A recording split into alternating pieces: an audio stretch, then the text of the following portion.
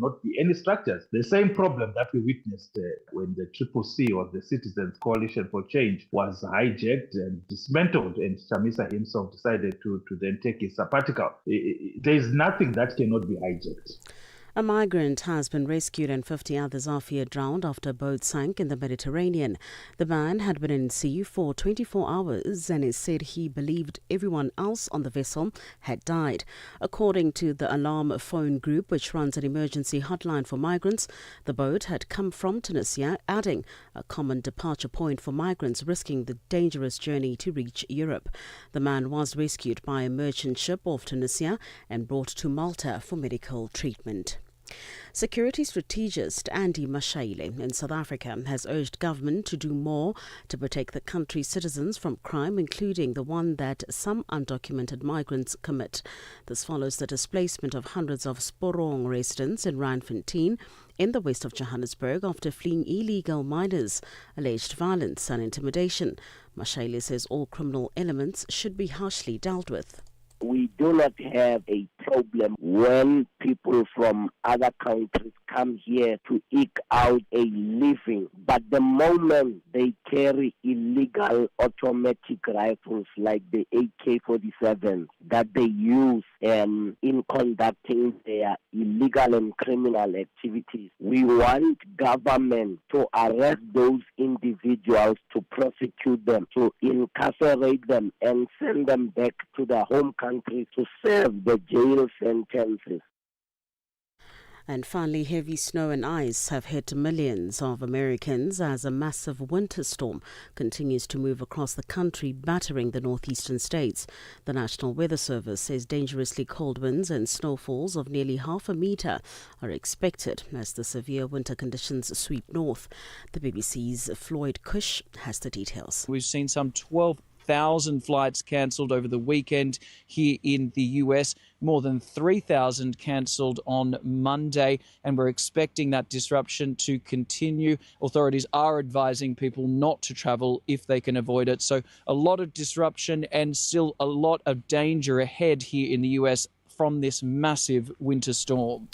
For any news stories you would like to share with us, please do send an email to channelafrica.co.za or call us on +27 11 714 For Channel Africa News, I'm Jonani Tulo Wepe.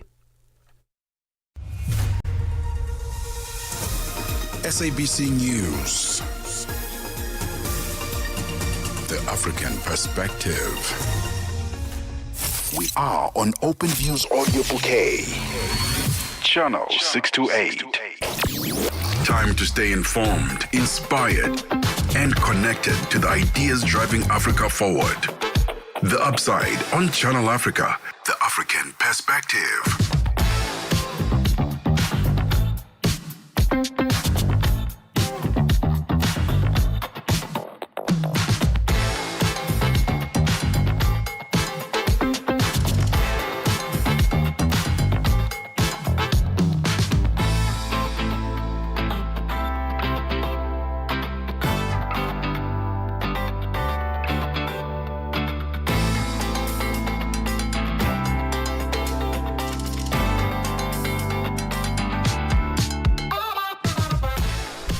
Six minutes after 1 p.m. Central African Time. Good afternoon and welcome to The Upside, your gateway to the good life on Channel Africa, the African Perspective, with me, Tebogo Lekhuleni and Mmatsheko Mosito. Coming to you live, not from the middle of the Indian Ocean, but from Auckland Park in Johannesburg, South Africa. And you can join us live so you can check out our lovely studio, see our amazing guests at Channel Africa on Facebook and YouTube, and at Channel Africa 1 on TikTok. Here's what's coming up on The Upside this afternoon. Last week, there was a constitutional court ruling in South Africa when it comes to customary marriages, saying that if you got married through traditional ways and you got paid lobolo, That means that if you enter into a prenup agreement or prenuptial agreement, after that, it is null and void. We are going to unpack what that all means, what that ruling means for the everyday human being like you and me. How does that impact us? And then we have a conversation about a rather interesting one. Have you ever heard about a dog hotel? I was 2 years old when I found out that there was such a thing as a dog hotel. Lulu Gabu tried to explain and said, no, man, when people are traveling and they want to leave their dogs, in a safe, secure location, they take them to a dog hotel. I didn't know. I thought they would just take them to a kennel. But apparently it's a hotel. We'll be celebrating 10 years with At Fritz. They are a dog hotel company. And just learning more about this niche offering that they have. And then later on, ladies and gentlemen, we as South Africans, South Africans are ranked amongst the highest, and it's not something to be proud of, by the way, are ranked amongst the highest when it comes to alcohol consumption per capita. Today, we'll be unpacking the impact of illicit alcohol on health and workplace safety. So these are the conversations that will be coming up on the Upside this afternoon. And as always, we've got What Caught Your Eye.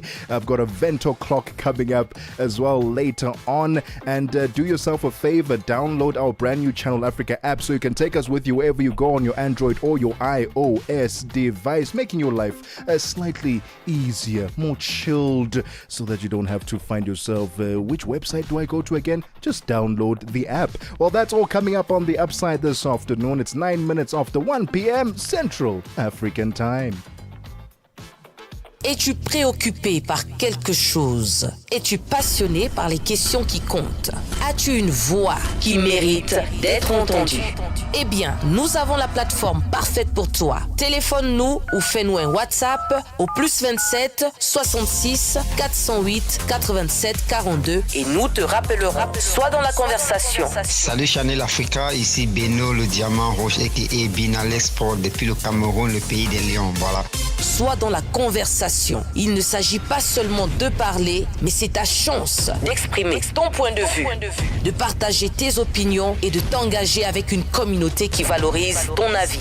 Suivez-nous sur les réseaux sociaux, visitez notre site www.channelafrica.co.za et préparez-vous à partager vos points de vue sur Channel Africa, la perspective africaine.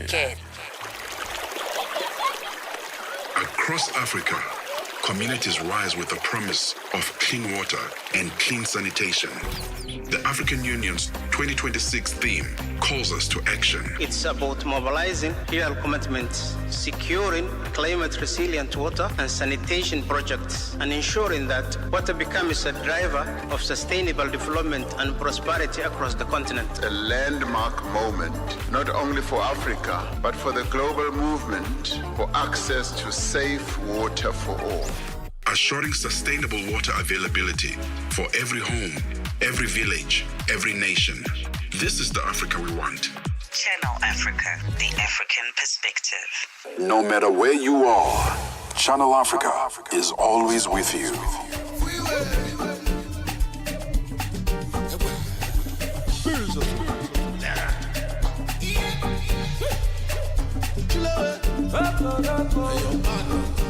Mr. Flea.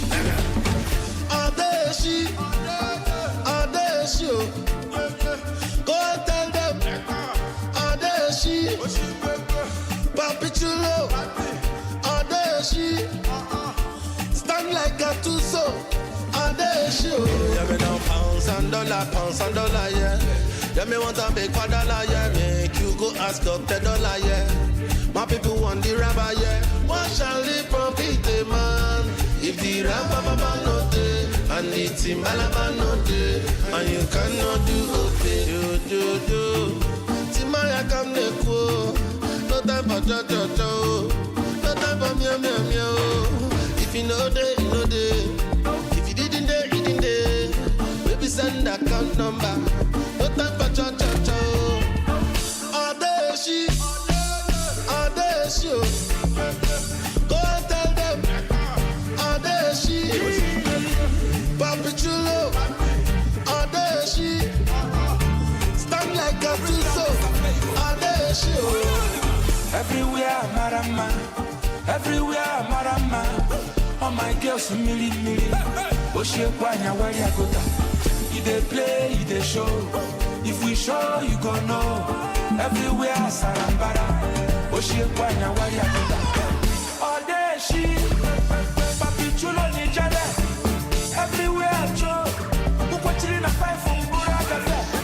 All day she, who copy a carrier.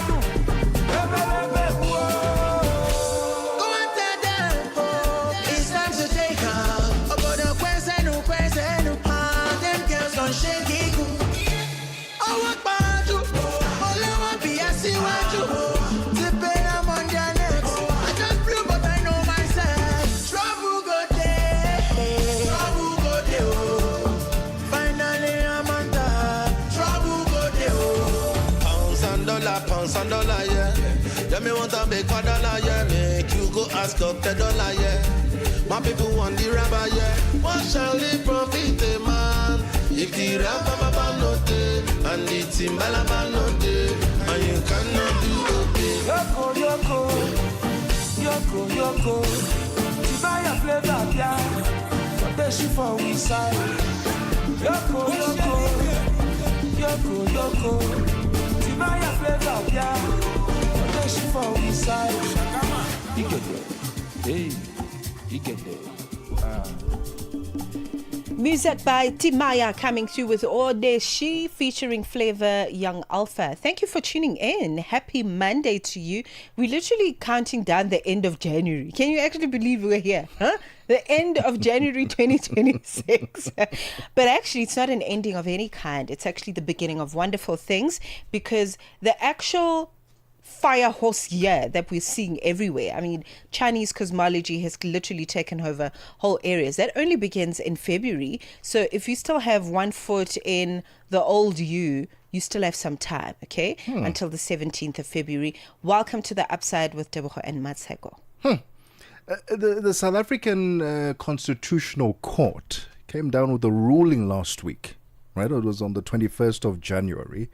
A rather important one, clarifying how property rights work when couples move from a customary marriage to a civil marriage. To help us unpack what this means in practice, we are joined on the line by Shando Theron, specialist divorce lawyer at Theron in Inc., Johannesburg.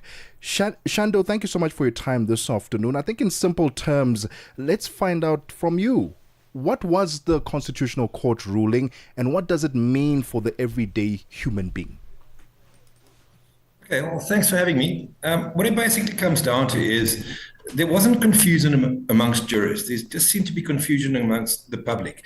Somehow, for whatever reason, they thought that customary marriages are subservient to civil marriages, in that if you do a civil marriage after customary marriage, that somehow what you do in that civil marriage then either nullifies or replaces or overrides whatever happened in terms of your customary union marriage. And what the court has just basically confirmed, that if you're legally married, whether in terms of the Recognition of Customary Marriages Act or in terms of civil union or any of the other acts, they all have the same status and the same rules that apply. And what that basically means is, in our country, if you do not have an antenuptial contract or a prenup, the default position is in community of property. Whether you're married in terms of customary law or in terms of civil law, if you want your matrimonial property regime to be something else than in community of property, like you want it to be out of community of property or out with accrual or whatever the case may be, the bottom line is that you have to register an antenuptial contract. And you cannot simply say, well, I didn't register an antenuptial contract when I got married in terms of customary law, but now I'm getting married in terms of civil law. I'm going to make it out of community of property, registered antenuptial contract, and now simply somehow, for some mystery reason, your civil marriage outranks your customary union, and therefore now by a stroke of the pen, you're now married out of community of property. And the court said it doesn't work that way. They both have equal status. And if you want to be married in anything else than in community of property, or you want to register an antenuptial contract post your marriage, there are the same steps for everyone that you have to go through. Shanda, I'm laughing because I'm just in disbelief. Look, there's one thing about the law is it's never confused. Okay, there's a lot of things that's going on in the legal space when it comes to marriages, whether they are customary or the Western way of doing things. But one thing the law is, it is not confused. Okay, and there's a lot of things that you bring up in your response that I didn't even think about. When it comes to equalizing the scale between a customary marriage and a formal marriage, as it were. But let's talk about what needs to happen. Okay, because I don't think we do our homework when we're in love. Something happens, I don't know if it's chemically or whatever the case is, we just do not do our due diligence correctly before we get into customary marriage, and we don't understand the legalities and the repercussions should things become, for the foreseeable future, as it were. So what do I need to do? Me and Sipho have decided we want to get married in a customary way. Do we have to have paperwork ready before Sipho sends the uncles to my gate, or what needs to happen? Well, various things need to happen, but see what you've done as well. You've not said, oh, people make the mistakes. They don't do their due diligence when they get married in terms of customary law. People don't do their due diligence when they get married. Doesn't matter in terms of what. Whether it's civil law or customary law, love is blind. And people think very few people, unless it's an 18-year-old marrying a 96-year-old billionaire, most other people don't get married to get divorced. You don't think, oh, it's not going to happen to me. Even though 3 out of 5 marriages ends within the first 7 years, you somehow believe you're not going to be part of that stat. You're falling outside the bell curve. You're special. You're different. Your relationship is different. You know what? Your relationship goes through the same ups and downs as everybody else's relationship. So what people need to do before they get married, and there's certain rules in terms of customary law which you don't have in terms of civil union, like a lobola note. A lobola note is like a wedding ring. It's where you show that you intend to get married. And you have to do a couple of other things, the formal handover of the bride, etc., etc. But it makes logical sense. And the people have to be above 18 years old, and they both have to consent to the marriage. Well, that applies to normal civil marriages as well. You can't force someone into a marriage; they can't be underaged, etc., etc. So those are normal rules in terms of natural justice. They're not rocket science. So, but if you want to get married, in terms of if anything else outside then the marriage regime of incommunicative property, you need to register an anti-nuptial contract before. Well, you need to sign it before you get married, and conclude it before you get married. State what you want your matrimonial property regime to be in case, in case the marriage or the relationship sours. Remember, one day your marriage will end. It will either end by death or by divorce, but your marriage will end. So if it ends by death, you need a will. If it ends by divorce, you need an anti-nuptial contract. So it's basically a document that does very, very similar things. So just depending on the circumstances. So the bottom line is, and what the law does is, what it's supposed to do is create certainty. Let me explain to you and what the law said here is, there's a couple of maxims that forms part of most Western legal systems. For instance, innocent until proven guilty. He who alleges must prove. And 2 other ones that apply in this instance. The one is that it's called prior in tempore, prior in jure, which means first in time, first in right. If you got married validly in terms of a customary union, you can't now, after the fact, do a second marriage, which sort of pretends that the first marriage didn't happen. Because it's first in time, first in right. If your marriage was first and valid, then those rules apply right through.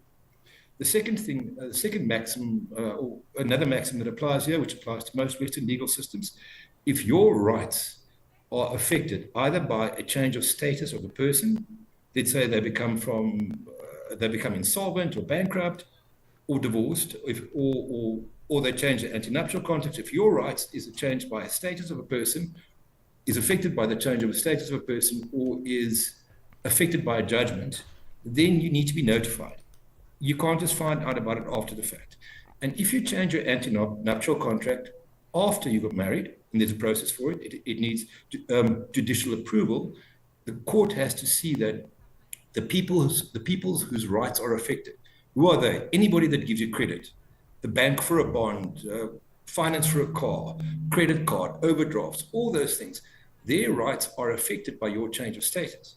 Because previously, they could sue two people if you're married in community of property, you and your wife, you and your partner. Now you change to out of community of property, and their whole risk increases because they can only now come after one person and one person's estate. Now, can you imagine, based on you being married in community of property, you get a certain risk profile, and your interest rate gets determined by that, your amount of credit gets determined by that, and now suddenly, arbitrarily, without informing the banks or the credit providers, you can change that. It would have excluded, your risk factor would have gone, if you've been married in terms of customary law, just that mere fact would have put your risk factor off the charts and would probably exclude you economically from getting a bond, from getting credit, because you could now go behind those people's back and just arbitrarily change your marriage system. It would exclude a huge portion of our economy. It would make it impossible for them to get credit or bonds. So I'm glad the court has now put certainty on it that said, if you're going to change your matrimonial property regime post getting married, you must inform the people who will be affected by this, which is your creditors, and they must have a chance to object, or at least you must show that you notified them and that they're fine with it. Shando, this is a masterclass of note. It's 23 minutes after 1 p.m. Central African time. We're going to take a quick breather. When we get back, we continue our conversation about the Constitutional Court of South Africa's ruling, clarifying how property rights work when couples move from a customary marriage to a civil marriage. Don't go anywhere. Let's just do it. Your life just got easier. Get the Channel Africa app and take us wherever you go. Catch the latest news, enjoy your favorite shows, stream the music you love, and stay connected to the continent. All in one spot, right in your pocket. Simple, quick, and always with you. The Channel Africa app. Download it now on iOS and Android. The Upside. On the Upside, your voice matters.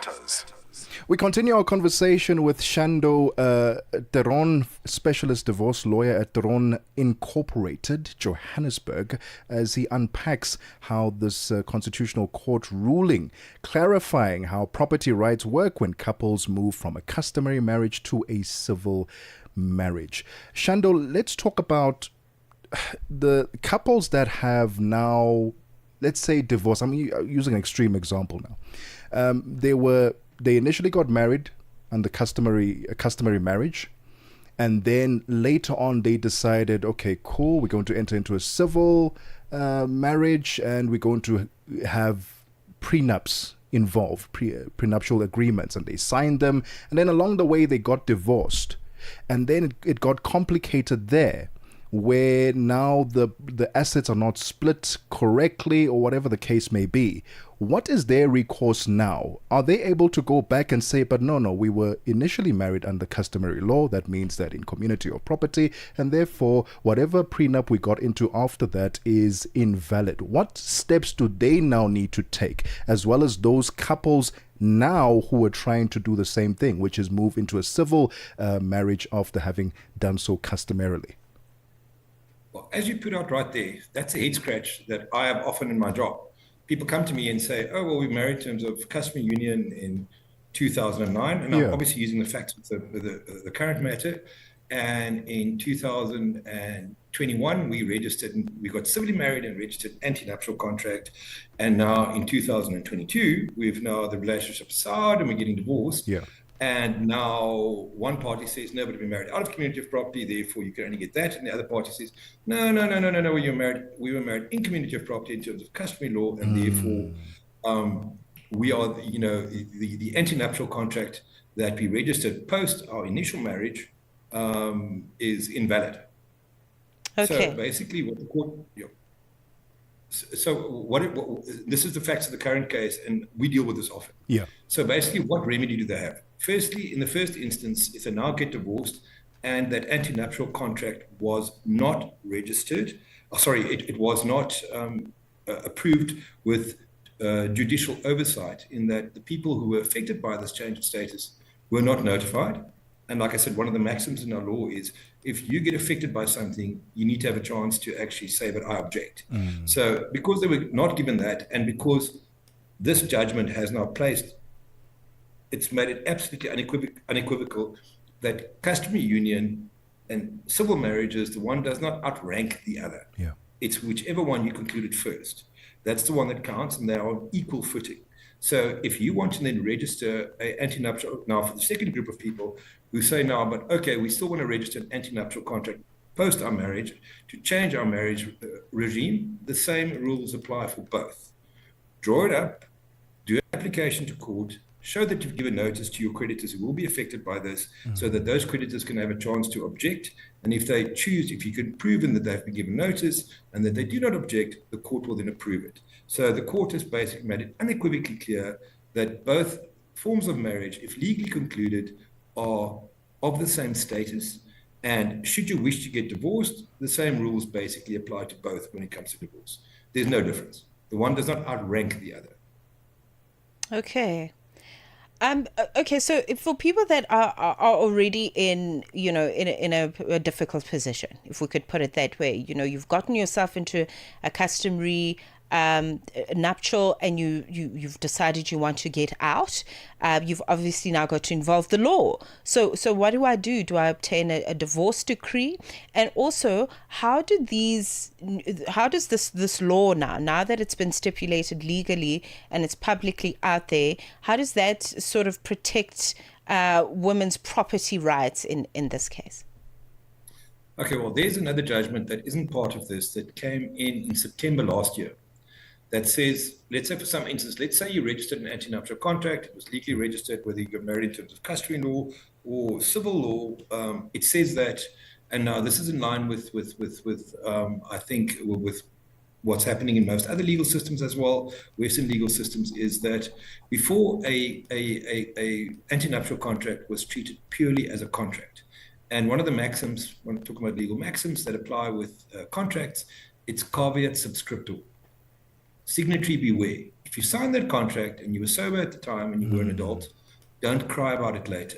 So the law used to treat anti-nuptial contracts like a normal contract. If you signed it and you were an adult, then you've got to deal with the consequences. Too bad, so sad. Very gladly, we're very happy about this. Last year in September, there was a judgment that said, even if you have an anti-nuptial contract, and I think it can be read into it that even if you're married in community of property, the law can, at its discretion, and in terms of the rules of fairness and justice, still ask that still has a discretion to redistribute assets to protect the vulnerable parties, generally the economically not stronger party and the children or the aged and the infirmed. So the court has taken it upon itself to stop really unjust judgments and unfair judgments and say, but listen, we have a discretion in terms of the Constitution. Section 28.2 or 28.2, I should know this, says the rights of children are above all else. So you can't give a judgment that puts children out in the street. You can't give a judgment that also discriminates against a woman based on the fact that she has put her life on hold to raise children or to work in the business, her own career on hold, to support you, and now because you're married clean out of community property, you can now kick her out on the street with nothing. So the court has taken, so that's when you had an anti-nuptial contract and your position is clean out of community of property. But when you're married in community of property, and half of everything, half of nothing is still nothing, but that's the old joke in law. But the court can, and you can ask for a forfeiture of assets. We have a no-guilt divorce system, but it's not completely no guilt. If you, let's say the one party has suffered long-term abuse, financial abuse, physical abuse, economic abuse, lots of other things, and that has led to, in a sense, the relationship uncoupling and souring. There's also another maxim in law that bad behavior should not be financially rewarded. So that person, the court can show its displeasure by redistributing assets that is alone in that person's control and say, but listen here, for sake of fairness and natural justice, she should get the house or half the pension fund or half that. So you're never, as things stand now, no matter how you're married, you're never completely without remedy. Shando, we're going to send people in your direction so you can scratch your head a bit more. I'll ask them to check out Theron Incorporated, Johannesburg, the voice of Shando Theron. He's a specialist divorce lawyer. If you have any questions for him, need more clarity, please reach out to him. It's 32 minutes after 1 p.m. Central African time. Let's get the latest sports. Sports on Channel Africa. The African perspective. And in this hour, we kick off with football news. The rising starlets of Kenya are shifting into high gear as their FIFA Under-20 Women's World Cup qualifying campaign enters a decisive phase. The rising starlets will host the opening match at the Ulinzi Sports Complex on the 7th of February before traveling to Tanzania for the return leg a week later at the Azam Complex. Head coach Jacqueline Juma is settling on a provisional squad of 32 players ahead of the third round clash against Tanzania. The team have spent the past 5 days in residential camp where competition for places has been intense. From an initial group of 60 players who reported at the start of preparations, the technical bench has gradually trimmed the squad after assessing fitness levels, tactical understanding and overall readiness for the international football. And Kaizer Chiefs coach Khalil Ben Youssef has emphasized the importance of prioritizing results over good play, especially on a challenging pitch, after they registered their first win in the CAF Confederations Cup group stages. Chiefs beat Zesco United 1-0 in their first win against a Zambian team in CAF inter-club competitions at the Levi Mwanawasa Stadium in Dola yesterday. Chiefs' chances of reaching the knockout phase were also boosted by a goalless draw played by the two Egyptian teams in the group, Al Masry and Zamalek, who are on 7 points and 5 points respectively with 3 games to go. Ben Youssef talks up their chances. Discuss about our participation in CAF game is the first thing that we have to be. We must be in the group stage. And I think this thing we did it already. And then we're in the group stage. We are managing each game per game as a cup game. Now we are third in the rank. We watch now the game Zamalek and Al Masry, and we hope it will come with a good result for us. Still 4 games. If we win this game, we will be qualified. So. On to cricket news. The Bangladesh Cricket Board, the BCB, will accept the ICC's decision to replace them at the upcoming T20 World Cup with Scotland. The governing body had confirmed that Scotland take part in the global tournament after Bangladesh refused to participate in any matches played in India and instead wanted their matches shifted to co-host Sri Lanka. According to Amzad Hossain, the BCB's media committee chairperson, the Bangladesh government reiterated its stance that there remained concerns for their players' security in India. Scotland have been placed in a group alongside West Indies, England, Italy and Nepal. And with tennis news now, Jessica Pegula ended Madison Keys' Australian Open title defense with a commanding straight sets victory on Monday and advancing to the quarterfinals at the Rod Laver Arena. Pegula defeated her fellow American and podcast partner 6-3, 6-4 in a match that showcased her control from start to finish. For any sports stories you'd like to share with us, please send an email to newsroom@channelafrica.co.za or call us on +2711 714 4459. This is Channel Africa Sport with me, Fikile Lingwati. Sports on Channel Africa. The African perspective. Get Channel Africa on DSTV Audio Bouquet. Channel 802. Are you fluent in French, Chinyanja, Portuguese, and Kiswahili? Are you passionate about radio? And are you looking to work in South Africa? Do you have papers that qualify you to work in South Africa? In that case, we might have an opportunity for you to work for Channel Africa. Send us your CV and demo at newsroom@channelafrica.co.za. Remember, if you don't hear from us within 14 days, it means you have not made it or you have not been selected. Channel Africa, the African perspective. 36 minutes after 1 p.m. Central African time. Let's get the latest business news. Business news on Channel Africa. The African perspective. Good afternoon. I am Nosipo Zuma. In your business news this hour, Dubai-based industrial group Mark Cables has developed a 200-megawatt thermal power plant project in Burkina Faso. In a statement, the company said it completed the estimated $213 million project in just 6 months. Now, according to the World Bank data, only around a fifth of Burkina Faso's population has access to electricity, with the country relying on imports from coastal West African states. The company says by providing the 200 megawatt, it offers a concrete solution to the national electricity deficit, adding that it would support the government's efforts to stabilize the grid and reduce dependence on energy imports. South African President Cyril Ramaphosa says the country's economic recovery is gathering momentum as it has posted growth for 4 consecutive quarters. In his weekly address to the nation, Ramaphosa has also noted a steady reduction in unemployment.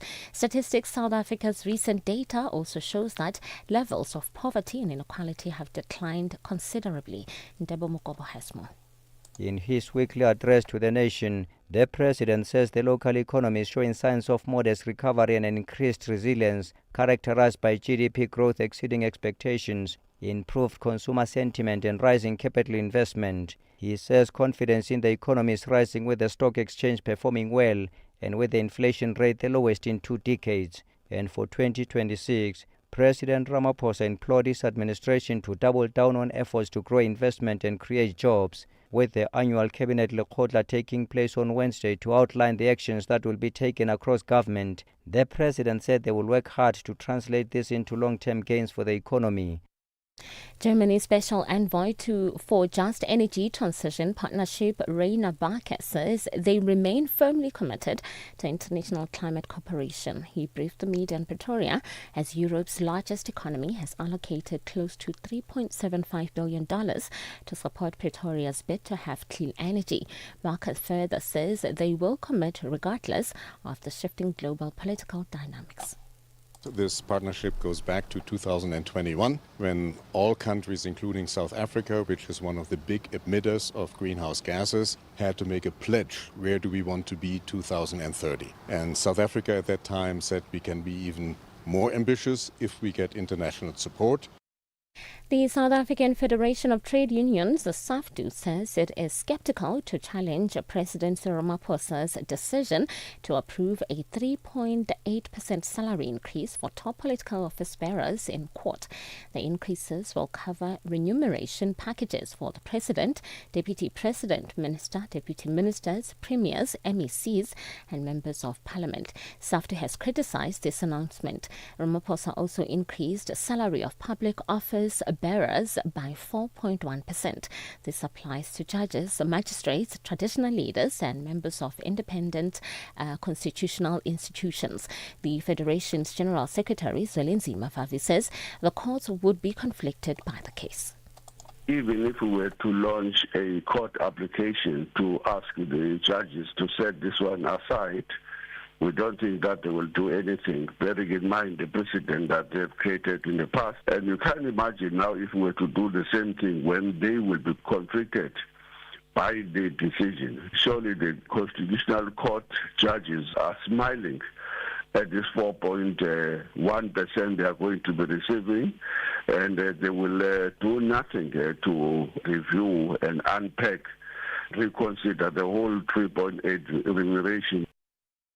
And finally, India plans to slash tariffs on cars imported from the European Union to 40% from as high as 110%, and the biggest opening yet of the country's vast market as the two sides close in on a free trade pact that could come as early as tomorrow. Prime Minister Narendra Modi government has agreed to immediately reduce the tax on a limited number of cars from the 27-nation bloc, with an import price of more than $17,739.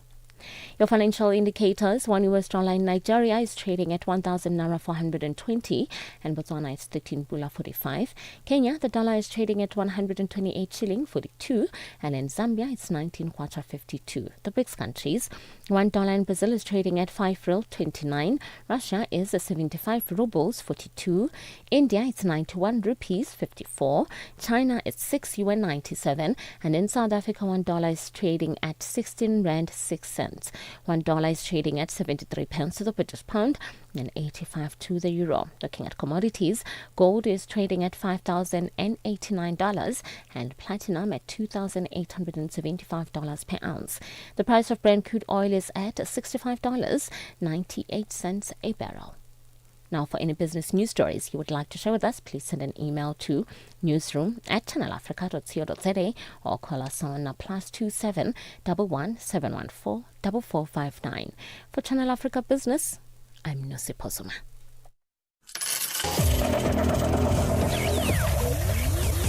Business news on Channel Africa. The African perspective. Got something to say? Are you passionate about issues that matter? Do you have a voice that deserves to be heard? Well, we've got the perfect platform for you. Call in or drop us a WhatsApp on +27 63 406 9126, and we will call you back so you could have your say and be part of the conversation. 30 years of age. I just turned 30 on the 15th of November. So that's who I am, you know. It's not just talk, it's your chance to air your views, share your opinion, engage with a community that values your perspective. Follow us on our social media. Visit our website at www.channelafrica.co.za and get ready to share your views on Channel Africa, the African perspective. Darubini ya Afrika na I am Henry Shakif. Tumeona chapisho mapema hii leo ya kwamba Wizara ya Mambo ya Nje ya nchini Marekani imesema inapitia upya uhusiano wake na nchi ya Tanzania. Pengine taarifa hii imepokelewaje na wananchi wa Tanzania? Cha kwanza tumeiona taarifa ambayo imetoka hii leo. Sisi kwetu taarifa hii haikutushangaza wala haikutushtua kwa sababu tulishaona taarifa kama hiyo imetoka kwenye ubalozi wa Marekani nchini Tanzania, ikiwa imetolewa na bwana Tom Pigot. Umezungumza kwa kina kabisa. Haya ni malalamiko ambayo yamekuwa yakijitokeza mara kwa mara. Unadhani sasa je, wana hoja ya msingi? Unauliza maswali mazuri sana na maswali ya tafakari. Maswali ambayo hayawezi kujibiwa kwa dakika moja au kwa siku moja. Ni maswali yanayohitaji tafiti, yanayohitaji kusoma. Darubini ya Afrika kila Jumatatu hadi Ijumaa kuanzia saa 11 kamili hadi saa 12 kamili jioni majira ya Afrika ya Kati. Channel Africa, your voice, your sound, and your home. Stay logged right here. Good morning, baby, how you do? Sorry you're fine, gone singing this for you. Mmatsheko, tell me how you do. So mommy, this one is for you. Oh yeah, be a young girl, be a young girl, sweet my lord. Oh yeah, be a young girl, be a young girl, sweet my lord. Oh yeah, be a young girl, be a young girl. Oh yeah, wake up, here's your tea. Oh yeah, drink up. You don't need the makeup. Them me vex, them won't make me break up. See, you be my princess. Suffer one, but together we make sense. Worry one knock out we no send. Check on my son nonsense. Take this ring, be with me for better, for worse. So I go love you tomorrow, titi life forever beyond. You know that I got you. Anything where you want, I go buy too. Oh yeah, she be a young girl. My darling. Good morning, baby, how you do? Sorry you're fine, gone singing this for you. Mmatsheko, tell me how you do. So mommy, this one is for you. Oh yeah, she be a young girl, be a young girl, sweet my darling. Oh yeah, she be a young girl. Be a young girl. my lord. Oh, yeah, say, be a young girl. Be a young girl. You go be catch, I go be JJ. If we born boy, it go be AJ. I am Mefa, kudu made. And if your love is a crime, I go jail. See from here to London. Unwrap you, I lick you like Tom Tom. I go love you even for junction.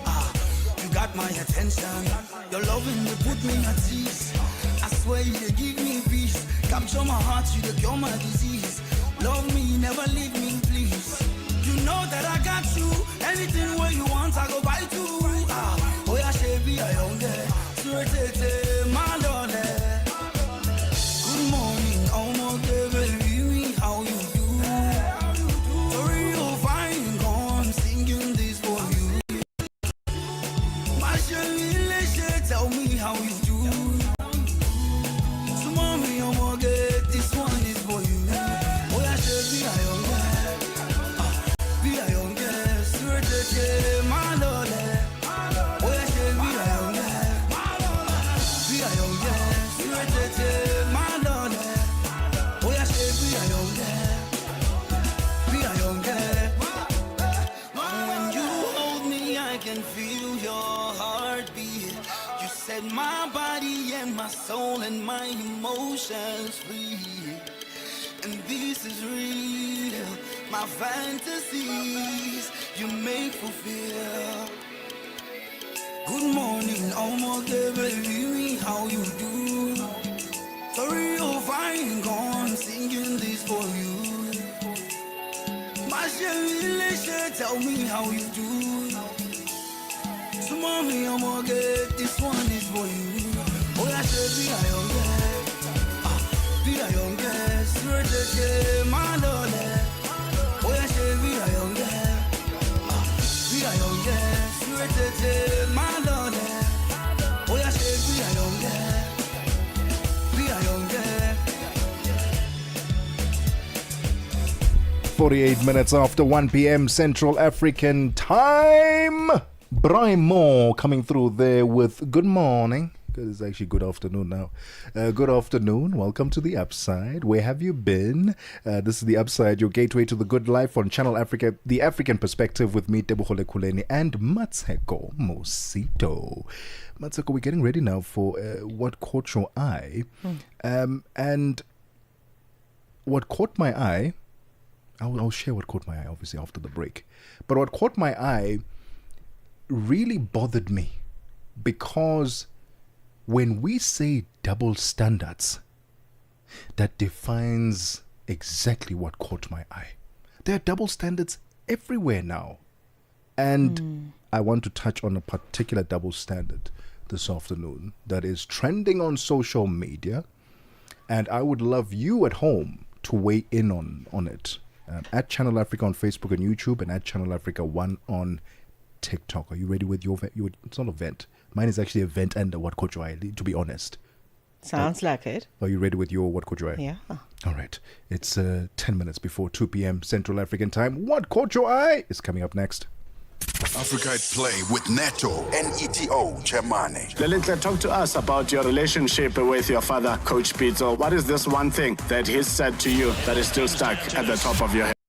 And our mom, Moira Tlhagale, has always told us that whatever we do in life, we must do it to the best of our abilities and, represent our family well. But the big thing is do what you love and do it with all the passion that you have. And I think we see it in both their work. I mean, my mom has done a really good job with placing Coach Pitso in different clubs around the world, and she's negotiated contracts, and she's showing that as a woman, you can also do work that is seen, and you can also get respect from men in a male-dominated space. And I think my dad has also shown that, you must never underestimate the Black African man. Lelintle Mosimane, a South African communications and digital media professional. Lelintle is also a daughter to a great mentor when it comes to the game of football, Coach Jingles Mosimane.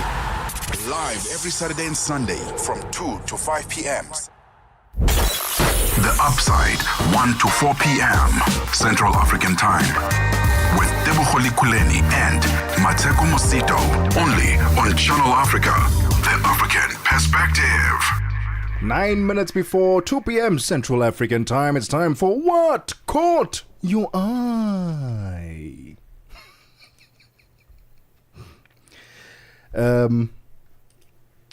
Our social media specialist, Sfiso Hlope, said, before I get into my What Caught Your Eye, I need to send a special shout out to Man United. Because Man United yesterday beat Arsenal. Against all odds, everyone was Team Arsenal, because they were on sublime form. Let's not take that out of the picture. Sublime form. But they were denied a couple of points yesterday against Man United. Scoreline ended 3-2 to Man U. So if you're a Man U fan like Sfiso Hlope, congratulations. Well done. Shout out Man U. Here's what caught my eye. There's a video going on social media. It's trending at the moment. It involves Fly Safair, right? Fly Safair, the low-cost South African airline. In that video, you are seeing a group of people of the Economic Freedom Fighters Party, a party in South Africa. They were getting ready, I think they were getting ready for something judgment to do with Julius Malema's judgment, pending case and so on and so forth. But anyway, suffice to say, they were on the plane, they were singing, they were praying, having a good time. Someone shot that video, and in the comment section, they said, how rude of these people to disrupt other guests' experience, other passengers' experience. They are being rowdy, they are being loud, and Fly Safair, you should not allow this to happen. And a lot of people were commenting, yes, I agree, yes, I agree, yes, I agree, they're disrupting our peace, this is unacceptable, how dare they do that? Mind you, not so long ago, on the very same airline, Fly Safair, when South Africans, passengers, Caucasian, white, Indian, all alike were singing Nkosi Sikelele, Nkosi Sikelele, because the Springboks had won the World Cup, no one complained.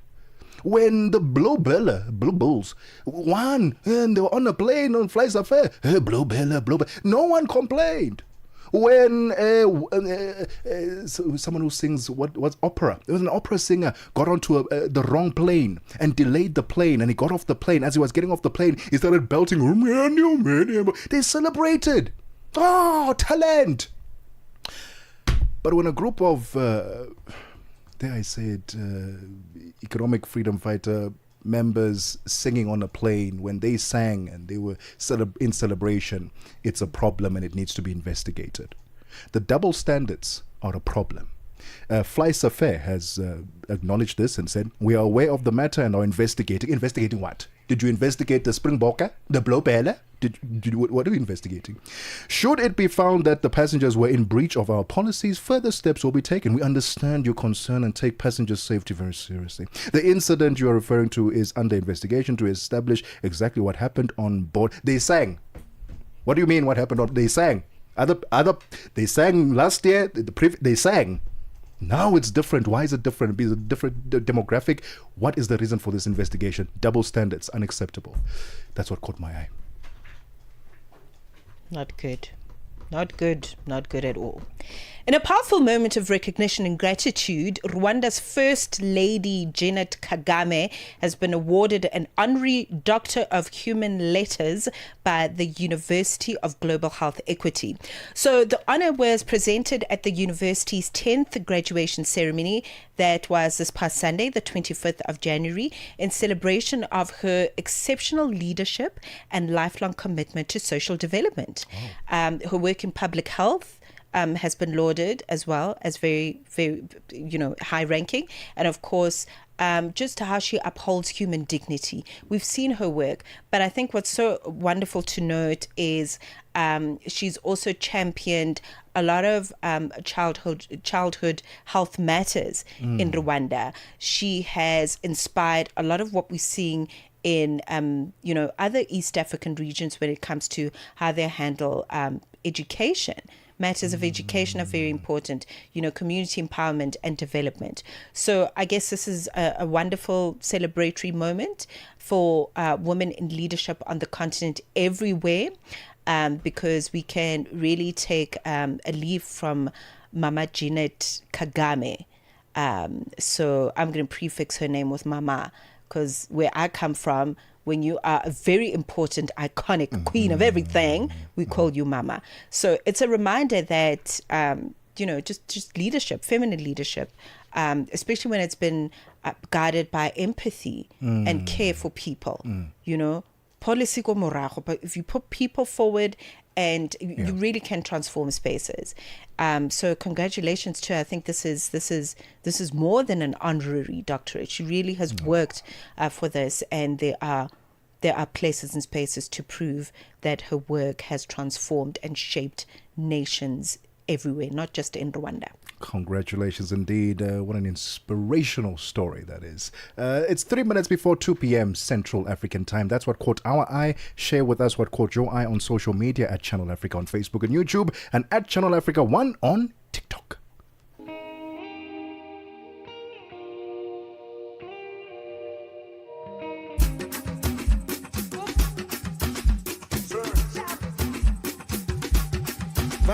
One things to one more, one car to one, Kachakujo, Banana, Alhamdulillah, call me for that. Yeah. I'm a girl, walk, Saturday, Mutupa, sporty, but you zero shorty. Motimuan, I'm on 2, when you call a Mura, Kiriwa, you're giving me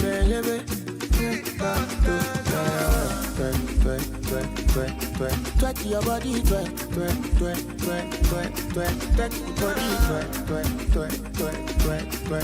your body, twerk. Hollywood, down, twerk the body,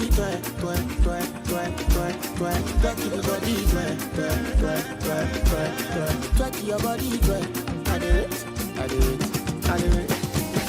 Isakaba, give me your bagazio. Your body looking like tsunami, explosive Hiroshima, Nagasaki. Plenty of money, don't make me miscalculate. Don't make me over the pay. Don't make me the misbehave. With the way them twerk. If you don't make a man go, take a pepe. Egba mi o Jesu, baby feeling the boy like Oleku. Asa dio, oh yeah, see the way our body twerk. Twerk your body, baby, take your body, twerk your body, I live that twerk your body, twerk your body, I live. Why are we twerking our bodies? Is that what he's saying? Twerk? Oh, no, my but bad. Also, Twerk. No, if it was twerk, it would make me very happy, because that's very good for you. Twerking and hip opening movements. It should happen every single day. Kiss Daniel featuring Davido. Twerk. Yep. I don't know Twerk. Which hips? What? Opening what? You open your hips. Open the hips. Yes, or twerk, or do some kind of hip thrusts and movements and twerk. And you recommend this every day? I recommend it every day, especially if you're a woman, especially if you want to be creative. You have to twerk. It's non-negotiable. Words that have never been said on this channel ever before. 2 p.m. Central African time. Welcome to the second hour, the golden hour of the upside. We'll continue twerking our bodies in this hour, but first, doch. Let's get the latest news. SABC News. The African Perspective. Top stories: Asaba, Uganda's military chief denies assault claims by the opposition, and millions impacted by a snowstorm in the US. Good afternoon. I'm Jonani Tulo Webe. The World Health Organization rather. The World Health Organization says Ethiopia has declared an end of the outbreak of the Marburg virus. The outbreak has killed at least 9 people. The Horn of Africa country announced on the 14th of November the outbreak of the highly infectious disease. Marburg often causes severe headaches and leads to hemorrhaging. Previous outbreaks in Africa have resulted in fatality rates as high as 80% or more cases, typically within 8 to 9 days of the onset of symptoms. Uganda's military chief Muhoozi Kainerugaba has denied claims that soldiers assaulted Barbara Kyagulanyi, the wife of opposition leader Bobi Wine, during a raid at their home. Wine, who is in hiding, alleged on Saturday that his wife was held at gunpoint by military officers who assaulted her, taking away documents and electronic items. He said the house continued to be surrounded by the military. Speaking from hospital, Barbara Kyagulanyi said the officers had demanded to know Wine's whereabouts and had assaulted her when she refused. It comes after the recent landslide victory of long-time serving leader and Kainerugaba's father, President Yoweri Museveni. Wine rejected the results, citing fraud. Zimbabwean opposition leader Nelson Chamisa has announced a return to active politics 2 years after stepping away from the Citizens Coalition for Change. Chamisa has launched what he calls Agenda 2026, a citizens' movement aimed at addressing what he describes as a deep governance crisis marked by disputed elections, corruption and state capture. Zimbabwean political analyst Tendai Mbofana. What is it in this movement that will be different from a political party? A movement is not necessarily an absence of a political party. We can talk about the nationalist movements, liberation movements, but there were ZANU, there was APU, those were political parties with structures, with constitutions, with executives. So we want to see what type of movement that is planning to bring about, because already there are indications that there will not be any structures. The same problem that we witnessed when the CCC or the Citizens Coalition for Change was hijacked and dismantled, and Chamisa himself decided to then take a sabbatical. There is nothing that cannot be hijacked. Security strategist Andy Mashaile in South Africa has urged government to do more to protect the country's citizens from crime, including the one that some undocumented migrants commit. This follows the displacement of hundreds of Sporong residents in Randfontein in the west of Johannesburg after fleeing illegal miners' alleged violence and intimidation. Mashaile says all criminal elements should be dealt with harshly. We do not have a problem when people from other countries come here to eke out a living, but the moment they carry illegal automatic rifles like the AK-47 that they use in conducting their illegal and criminal activities, we want government to arrest those individuals, to prosecute them, to incarcerate them and send them back to their home countries to serve the jail sentences. Heavy snow and ice have hit millions of Americans as a massive winter storm continues to move across the country, battering the northeastern states. The National Weather Service says dangerously cold winds and snowfalls of nearly 0.5 meter are expected as the severe weather conditions sweep north. The BBC's Floyd Cush has the details. We've seen some 12,000 flights cancelled over the weekend here in the US, more than 3,000 cancelled on Monday, and we're expecting that disruption to continue. Authorities are advising people not to travel if they can avoid it. So a lot of disruption and still a lot of danger ahead here in the US from this massive winter storm. Recapping the top story this hour, Uganda's military chief Muhoozi Kainerugaba has denied claims that soldiers assaulted Barbara Kyagulanyi, the wife of opposition leader Bobi Wine, during a raid at their home. For any news stories you'd like to share with us, please do send an email to newsroom@channelafrica.co.za or call us on +27 11 714 4459. For Channel Africa News, I'm Cholani Tulo Mwepe. SABC News. The African Perspective. Get Channel Africa on DSTV Audio Bouquet. Channel 802. Time to stay informed, inspired, and connected to the ideas driving Africa forward. The Upside on Channel Africa, the African perspective.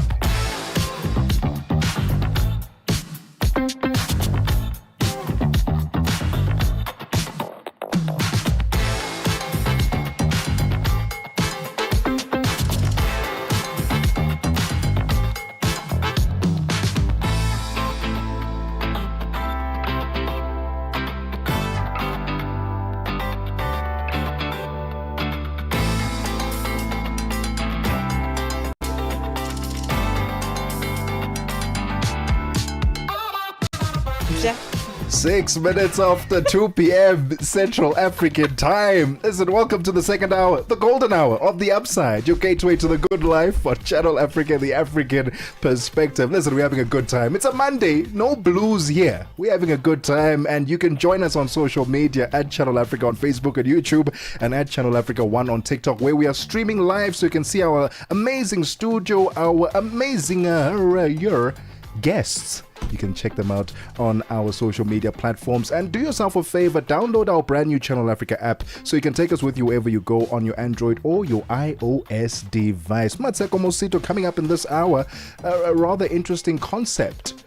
A dog hotel. Wait, you said you've heard about a dog hotel before, have you? Yeah, I've heard about all sorts of luxury treats and golden cookies and dog hotels and petting studios and doggy daycares. We've got one just up the road, actually, a doggy daycare, luxury doggy daycare.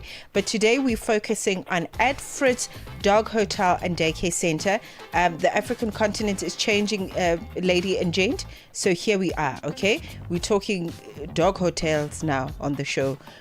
So this is very interesting concept. Perhaps it's new to you. You're going to learn a lot. Listen, it can only be in Cape Town where you find such things. The Fritz, isn't there a hotel chain called the Fitz, if I'm not mistaken?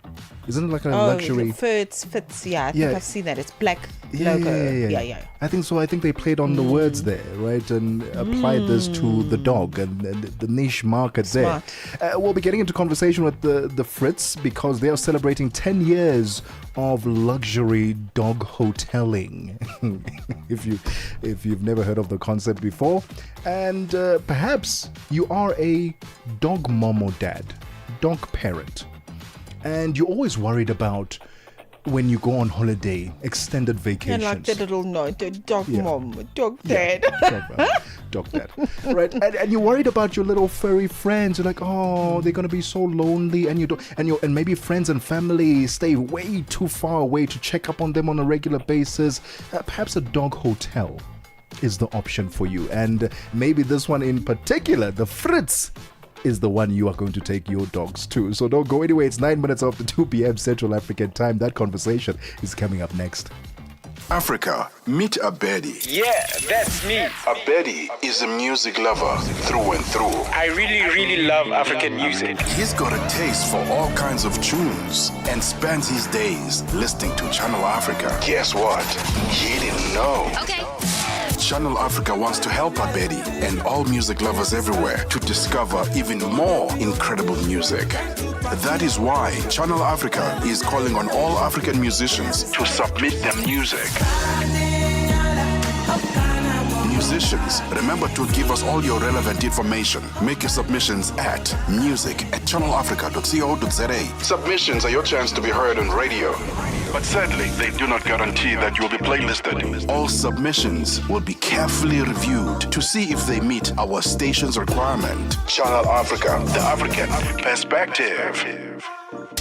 No fairy tales, just the facts and the music you love on Channel Africa.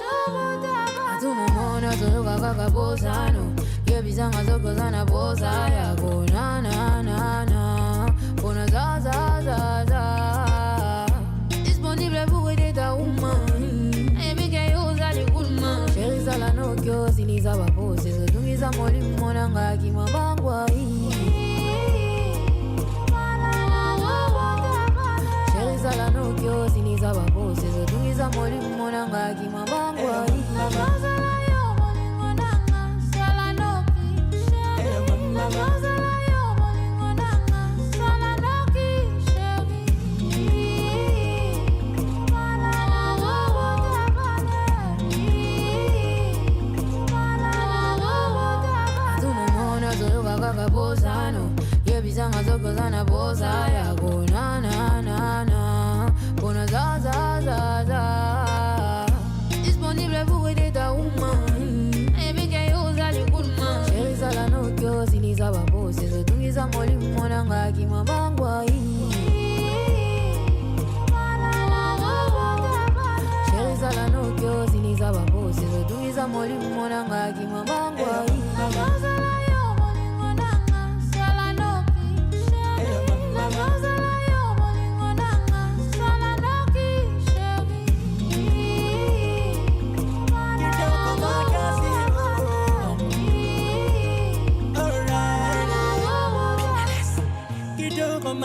And beautiful lady, for what I'm about to do with you, you're not ready. Una cosa, dime cuándo vamos living la vida loca. Una cosa, dime cuándo vamos living la vida loca. Naringio, llamo de mananga, wasi kitoko. Llamo de mananga, de mananga, oh de mananga, de mananga. Hey, mama.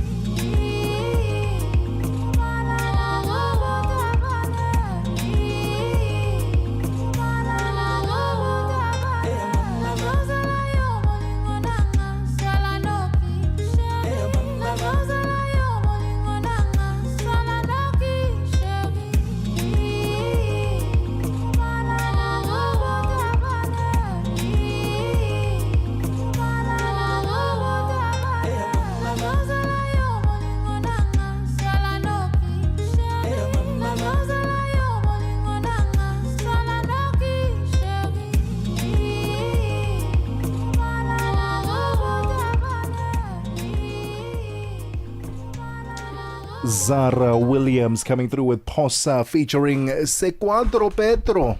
Hey, it's 13 minutes after 2 p.m. Central African time. Welcome to the golden hour of The Upside, your gateway to the good life on Channel Africa, the African perspective, with me, Tebogo Lekhuleni and Mmatsheko Mosito. Join us on social media at Channel Africa on Facebook and YouTube, and at Channel Africa 1 on TikTok, where we are streaming live. Mmatsheko Mosito, let's talk all things dogs and hotels. Not just any hotel, hey? Be careful now. It's a 5-star hotel, y'all. 5-star hotel. And the very first one actually on the African continent. It's known as Fritz Dog Hotel and Daycare Center. And they are marking a major milestone because they are Africa's very first dog hotel with that ranking. And they're celebrating 10 years since the opening of its doors in the city of Cape Town here in South Africa. What began on the 1st of December, the year was 2015, as I understand it, was something very bold, very unfamiliar. I mean, I cannot wait for us to really speak to the founder about what on earth were they thinking? Because 10 years ago, this was a very novel idea, if you really think about it. But they've grown in leaps and bounds, and they've become a trusted name in pet care with more than 370,000 dog stays over the past decade, from near full occupancy to international recognition. As you and I speak. So it's a pleasure for us to find out more about the offering at Fritz Dog Hotel with Yannick Kloo, who joins us on the line, and we're going to have a chat to her about this wonderful idea. Yannick, wonderful to have you on the line. Welcome to the show. Thank you for having me. Thank you. What a novel idea this must have been 10 years ago. Tell us the story. Why a dog hotel? Sure. Mmatsheko, I had a dog with a name called Fritz. And I couldn't find a place where I felt comfortable to take my dog to. So I will never forget it. I sat in class in 2010. I did my MBA, and I saw this concept called the Sniff Dog Hotel in the US. And I said to my friend Koi, one day I'm going to open up a dog hotel. And he said to me, Yannick, you're crazy enough. So I come from a very poor family. So it took me 5 years to save, go back to corporate. And then I started at Fritz because I wanted a place that is transparent, so we have live cameras 24/7, and just where dogs are cared for in the right way. Yannick, the dog hotel looks better than some hotels I've been to. Talk to us about who helped in terms of the designing, the interior designing, finding the location, the building, setting it up in such a way that it gives off luxe, but also feels so homely for the doggies. Yeah, I think for me the biggest thing is Tebogo is I come from from corporate background, so I always felt like we spent the majority of our time we spent at home, at work. Yeah. So it was to make it nice for the dogs as well, but I always said that I wanted to be a home for my staff as well, because 40% of my staff is still with the same staff as 10 years ago, and it's really like a home for us. So instead of like, for example, giving the rooms the room number 1, 2, 3, 4, and 5, we just gave them fun names like the Presidential Suite and Popeye the Sailor and Cayman and so cute. and yeah, I just like it. By my friend Bianca, she's a designer, and I've got all these crazy ideas in my head, and she just brought them to life, and she just understands me. So we had a lot of fun putting the thing together. Okay. I mean, it sounds like a really fun business. So I think I want to go back to the year 2010, actually. Take us back to the year 2010 when you first experienced the dog hotel that you'd mentioned earlier in the United States. Obviously, the market there is different. What was it about what you saw there that translated in your mind as, this could work in South Africa? How are you customizing the idea of a dog hotel to fit the South African market? Mmatsheko, that's a brilliant question because I've never been in a dog hotel since 2017, 2 years after I've opened at Fritz. I saw the concept online while I was sitting in class. But I really knew that there was a big need for proper care in South Africa when it comes to, back then in 2010, Cape Town is one of the biggest growing cities in the world for domestic animals. And people really is like, everyone started to get a dog. Now, the problem is in Cape Town is we sit with a lot of flats with balconies. And people always think the dog hotel, my biggest clientele are the rich and famous. And it's not at all. My biggest clientele are people that just finish school, they have their first job, or they finish university and they stay in a flat and they just have their best friend, or they got engaged and now the dog is like their child. And so, yes, it's more for people that really have their first job. And it's like, I'll give you an example. I've got a customer, she's a waitress and she works every single night. She doesn't have a car. She doesn't have a bike or something. She drives on a cycle. She comes in a cycle and she drops off a dog every single night, Miss Daisy, and then she goes and make her money for the evening. So come and fetch the dog and they go home. So it's really everyone that loves a dog that bring the dog to at Fritz. It's 19 minutes after 2 p.m. Central African time. We are celebrating at Fritz Dog Hotel and Daycare Center 10 years of raising the bar in pet care. We'll continue our conversation with the founder Yannick Clou right after this. Parlez-vous couramment le français? Êtes-vous passionné par la radio? Et êtes-vous qualifié pour travailler en Afrique du Sud? Envoyez-nous votre CV et vos 3 minutes démo en MP3 à @channelafrica.co.za pour avoir une chance de rejoindre la famille Channel Africa. Si vous n'avez pas de réponse après 14 jours, cela signifie que vous n'avez pas été retenu. Channel Africa, la perspective africaine. Mmatsheko Mosito and Tebogo Lekhuleni on the upside. 20 minutes after 2 p.m. Central African time at Fritz Dog Hotel and Daycare Center, celebrating 10 years of raising the bar in pet care. We're still in conversation with the founder Yannick Clou. Yannick, 370,000 dog stays over the past decade. That's quite a remarkable number. But I want to go back to your philosophy specifically, because you have a philosophy there which I think is brilliant, where you say dogs are treated as equals at Fritz. Tell us about that philosophy. So I think always as an SME in South Africa, I think we have a big responsibility. Sorry, that all the dogs are barking, but we have a big responsibility towards our community and towards our country as such. So I believe as an SME we need to give back, and we can't just wait for the government to make the changes. We need to make the changes. So I've started with the with the SPCA, the Cape Town Pet Upliftment Project. And what makes this so special is, so the dogs that comes into Adfrit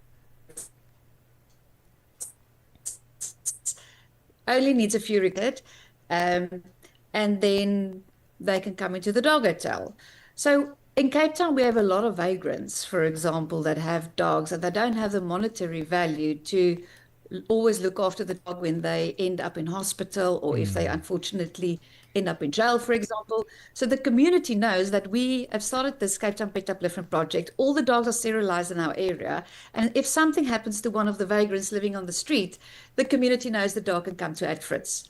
So we don't see in whose dog it is. We just see 4 legs, a tail, and 2 eyes. And we give that dog exactly the same care that we should have given a paid customer. That is so sweet. That is so sweet. Now, I'm really glad Tebogo asked that question. Transparency has always been a very high on your agenda as well as you started this business.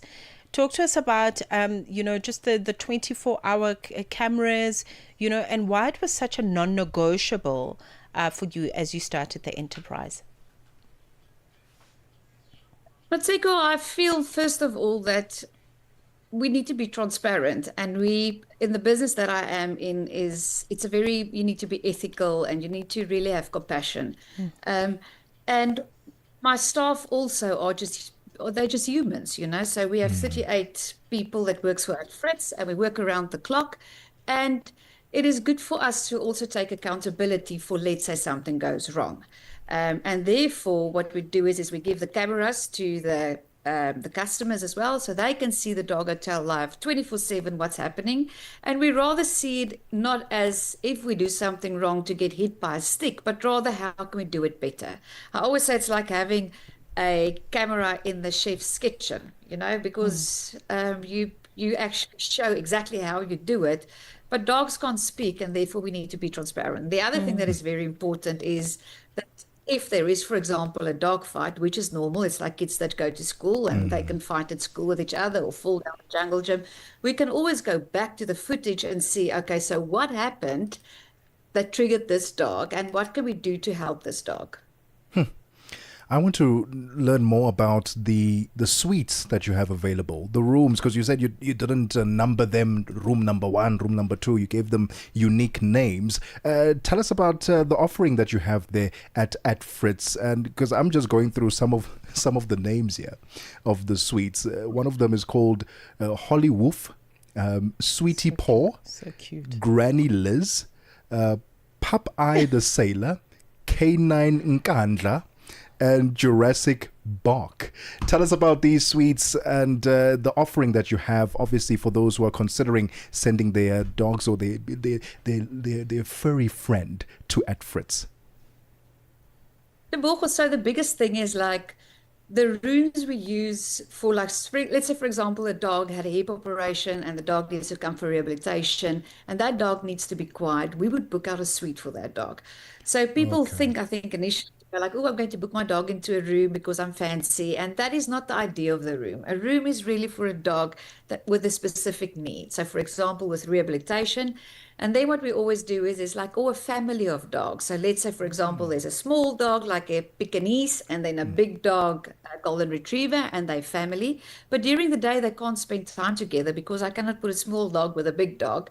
So at night, the family of dogs can spend together.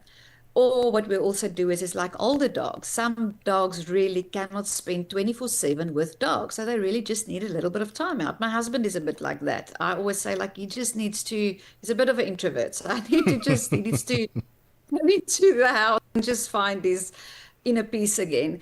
And the same with dogs. So dogs that really just needs to just debrief a little bit and to have their own space. So instead of just having cages or just having spaces, we just called it rooms. And what we've done is I've put a television in the rooms because I think people think in the beginning it was a PR stunt, and it isn't, because what do we do when we get at home at night? We come into our house, we switch on a television, and we start making food. So it's a very known thing for a dog, is the background noise of a television. So the television is always on at night in the dog hotel, because that are one of the few things that we use to ensure that dogs don't stress. That's so cute. I'm very curious. Do you work with dog whisperers? Because if dogs are coming in and some of them have some issues and need a little pet, and I don't know, rehabilitation session, do you actually work with dog whisperers? So that is exactly why it's called the Adfrit's Dog Hotel and Daycare Center, because the building is everything what a dog might need. So every single Wednesday we have physiotherapists there. So someone comes out, Lauren, on a Wednesday, and she's doing physiotherapy. We do Reiki for some dogs. I do a lot of rehabilitation that we work with dogs from like charities. For example, in Kailicha, there was a dog hasn't been adopted for 7 years because the dog was scared of humans and the dog was scared of dogs. So what we've done is we worked with a dog behaviorist. The dog came into the hotel, and for 3 weeks, we literally just got that dog used to humans. And then after that, the dog got used to dogs. And then after 2 months, this dog got adopted by a family with children. So I always say it takes a village to raise a child. It takes a village to look after a dog as well. So it's really everything that a dog need is an Fritz. I had a customer the other day phoned me from America, and he said to me, he's got a dog that's coming to South Africa, and the dog is worth 150,000 Rand. And what am I going to do for his dog? And I said to him, sir, with all due respect, I'm going to treat your dog exactly the same as the vagrant's dog that come and stays for us. Because we don't see in money, we don't see bank accounts. We see a dog with 4 legs. So your dog will get the same treatment, which is a 5-star treatment, but all the dogs get the same. Yannick, any plans to expand outside of Cape Town? Sure. Tebogo, I know I must do it, but I believe the success of Fritz really lies in the people, because the people that I have is like, we are a very close-knit family, and it's like, for example, if someone has troubles at home, they know they can sleep at the dog hotel. I've got a space for the staff where they can sleep at. So, and I really think the success is it's a hands-on business, and I'm always worried, like if you franchise this thing, that I'm responsible now for 130 dogs every single day. Will I be able to keep my hand on 200, for example? And I think that's more a ethical thing from my side, because it's not a burger shop where we make patties and we sell it. We work with living beings. Oh, I want to send you a virtual hug. Thank you so much. This was really eye-opening for me. I mean, you hear about dog hotels and daycare centers, but you don't actually know what happens in there. And it's so, I mean, these dogs are very spiritually elite, eh? They get Reiki. I love it for them. Yannick, thank you. I think this is wonderful. So anybody who's interested in finding out about @fritz.com, very simply, there's literally so much detail on the website, from the wellness space to the dog training, the spa and grooming. Everything is all there. Thank you very much for the time. Thank you very much. Thank you. Okay, it's 2:30. Let's take sports. Sports on Channel Africa. The African perspective. We start off with hockey news. Nigeria's senior men handball team, the Golden Arrows, recorded their first defeat in the Group A of the main draw of the final 8 at the 27th Africa Men's Handball Nations Cup after a 27-24 loss to Angola at the BK Arena in Kigali, Rwanda. Angola took control early in the contest, edging the first half 14-11 after capitalizing on key moments and defensive solidity. Despite a spirited response from the Golden Arrows in the second half, the Southern Africans, spurred on by the star player Claudio Andre Patricio Chikola, who netted 14 goals, maintained their composure to see out the game and seal victory. The defeat does not end Nigeria's push for a semi-final spot, as the Golden Arrows boast a better goal difference than Angola and currently sit second behind Egypt in the semi-final placement standings.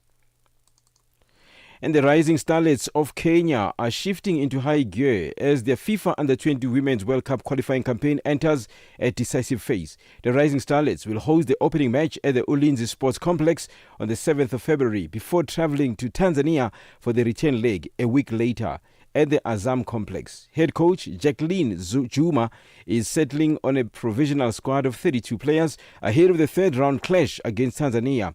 The team have spent the past 5 days in residential camp where competition for places has been intense. From an initial group of 60 players who reported at the start of preparations, the technical bench has gradually trimmed the squad after assessing fitness levels, tactical understanding and overall readiness for international football. On to rugby news. Rugby fanatics can look forward to 2 showdowns of epic proportions this Saturday in round 11 of the United Rugby Championship. First up is the Jacques Skay Derby pitting the frustrated Lions against the resurgent Bulls at Ellis Park. The Stormers then travel to Durban for the rematch with Sharks, this after losing more than just a game to the Durban side over the weekend in Cape Town. The Stormers will be smarting after losing not only their unbeaten record in the URC but also their number 1 spot on log. They go to Durban to round 2 against the Sharks, hoping to get back to winning ways. The Sharks, meanwhile, are less concerned about the bloody nose they delivered to the Stormers on Saturday and more focused on making sure they continue to improve after a tough start to the season. Sharks captain Andre Etherezen once more from his side against the Stormers at the Shark Tank. I think we got the balance right. We're working, getting better each week. We've struggled with the balance and converting when we get there in the past, but we're working on that, getting better each week, and it's still something we need to get better as well. There's still a lot of opportunities that we left out there, so it's great that there's so much room for improvement. The Bulls will be at Ellis Park for the Jacques Skay Derby, off the back of 2 huge wins away on tour. Bulls hooker Johan Grobbelaar says the upcoming derby match is another step towards stopping the rot at Loftus Versfeld. Things are turning for us to the positive, so going back home now. 1 away game next weekend, also on the Highveld, and then we have a few home runs, so looking forward to that and turning the season around. And finally, cricket news. The Bangladesh Cricket Board will accept the ICC's decision to replace them at the upcoming T20 World Cup with Scotland. The governing body had confirmed that Scotland take part in the global tournament after Bangladesh refused to participate in any matches played in India and instead wanted their matches shifted to co-hosts Sri Lanka.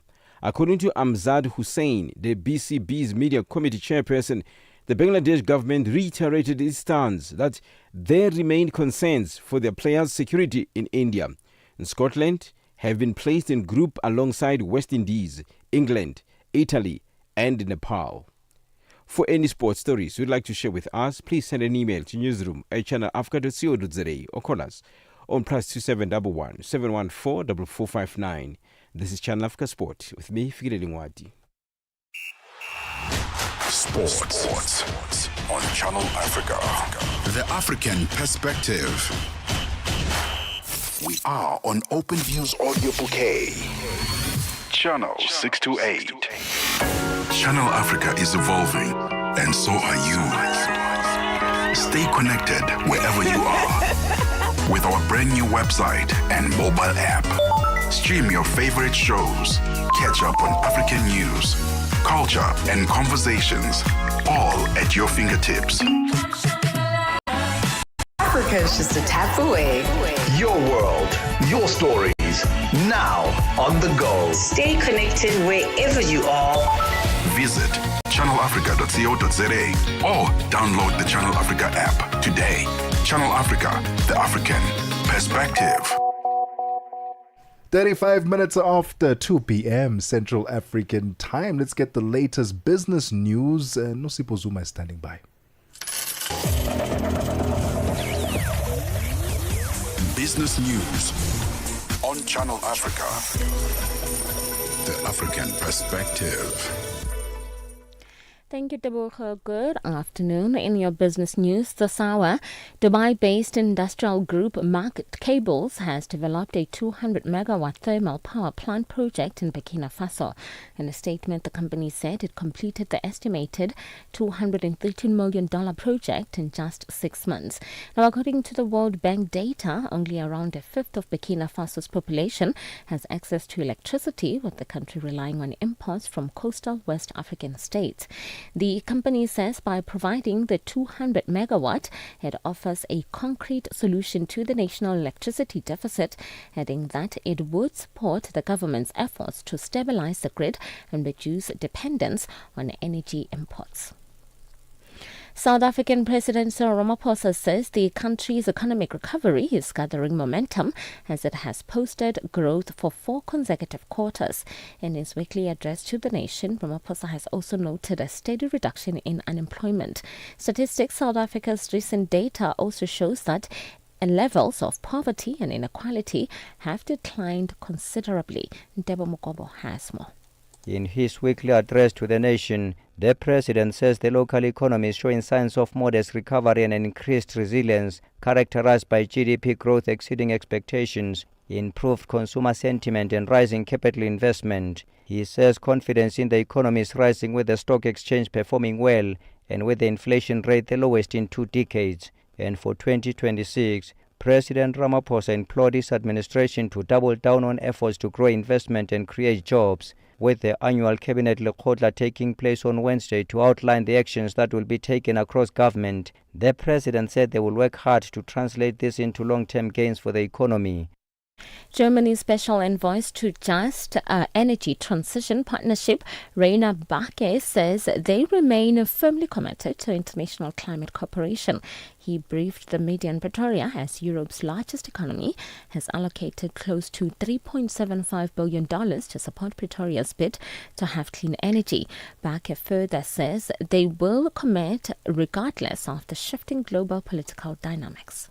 This partnership goes back to 2021, when all countries, including South Africa, which is one of the big emitters of greenhouse gases, had to make a pledge. Where do we want to be 2030? And South Africa at that time said we can be even more ambitious if we get international support. The South African Federation of Trade Unions, SAFTU, says it is skeptical to challenge President Cyril Ramaphosa's decision to approve a 3.8% salary increase for top political office bearers in court. The increases will cover remuneration packages for the president, deputy president, ministers, deputy ministers, premiers, MECs and members of parliament. SAFTU has criticized this announcement. Ramaphosa also increased the salary of public office bearers by 4.1%. Now, this applies to judges, magistrates, traditional leaders, and members of independent constitutional institutions. The Federation's General Secretary, Zwelinzima Mavavi, says the court would be conflicted by the case. Even if we were to launch a court application to ask the judges to set this one aside, we don't think that they will do anything, bearing in mind the precedent that they've created in the past. And you can imagine now if we were to do the same thing when they will be conflicted by the decision. Surely the Constitutional Court judges are smiling at this 4.1% they are going to be receiving, and they will do nothing to review and unpack, reconsider the whole 3.8 remuneration. And finally, 10 European countries bordering or close to the North Sea are set to sign a historic clean energy pact today. It relates to delivering major offshore wind projects in joint waters. Wind farms at sea will provide 100 gigawatts of power to homes across Europe. The BBC's Justin Rowlett has the details. Undersea cables already connect the electricity grids of European countries together. The UK has 10 such cables, but connecting wind farms directly to multiple countries will be a first. The idea is the electricity these new wind farms generate will be directed to whichever country needs it most, smoothing spikes in demand and reducing prices.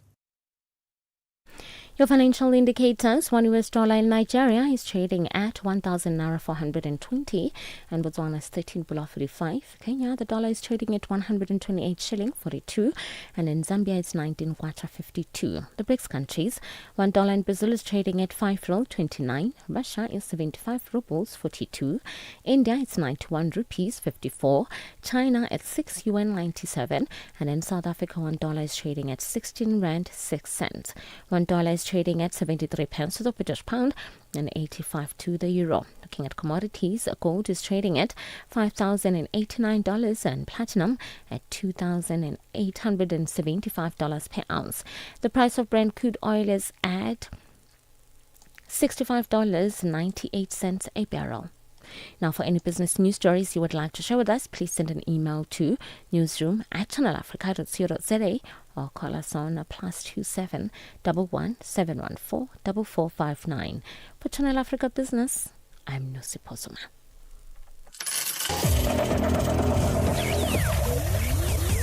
Business news on Channel Africa. The African perspective. Ukatili wa kijinsia unaharibu maisha na kutenga jamii. Hutokea nyumbani, shuleni, kazini na mara nyingi kwa ukimya. Lakini hauwezi kuendelea. Ukiona, ongea. Ikiwa unaumia, funguka, kwa sababu kutofanya lolote sio chaguo. Sikiliza vituo vyote 19 vya redio kuanzia Jumatano ya tarehe 23 Julai kwenye mijadala, ushauri, tamthilia, maonyesho ya elimu na mahojiano na wataalamu, manusura, watunga sheria na nchi nzima iliyoathirika na ukatili wa kijinsia kwenye vituo vyako pendwa vya redio. Piga simu 0800 428 428 ili kuripoti unyanyasaji au kupata msaada. GBV, ikomeshwe na wewe. Ujumbe huu umeletwa kwenu na shirika la SABC. Madapiri bazoshitika. Madapiri bazoshitika.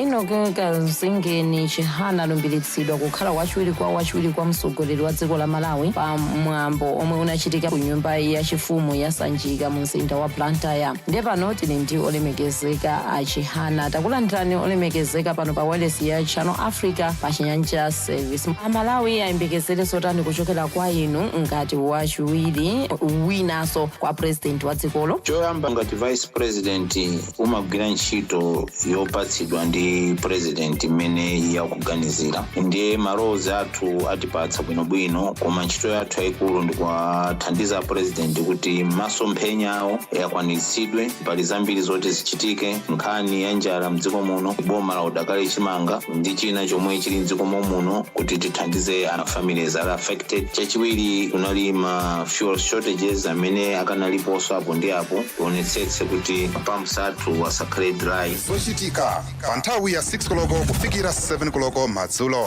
Lolemba mpaka lachisanu ndi Madapiri. Midday vibes, great programming and good company. This is Channel Africa. For like you give me love, oh. Now you the catch my shot, oh.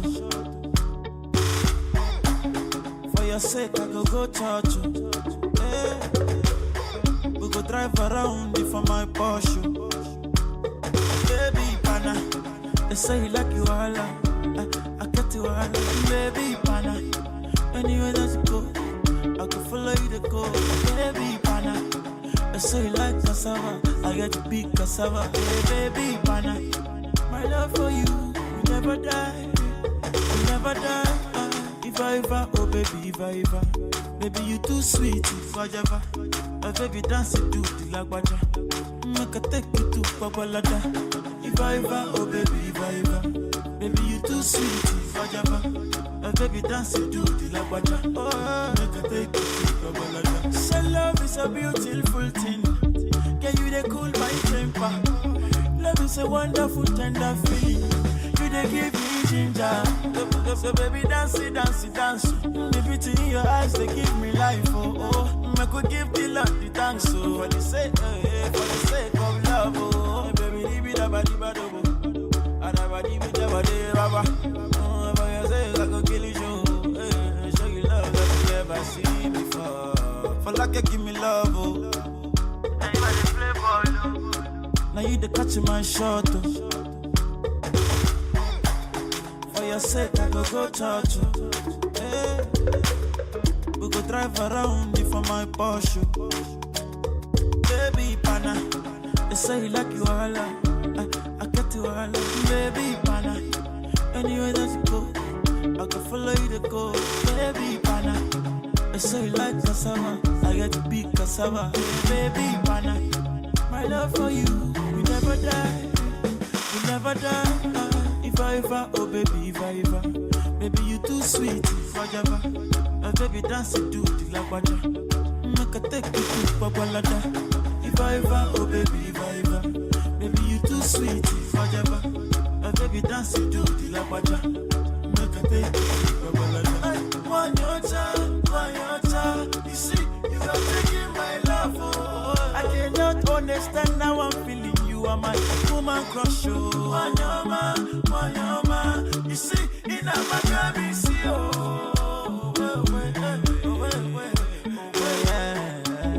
Maybe me no go let you go. I will always be your lover. For your sake, I go kill you, show you love that you never seen before. For like you give me love, oh. Now you the catch my shot, oh. For your sake, I go church, oh.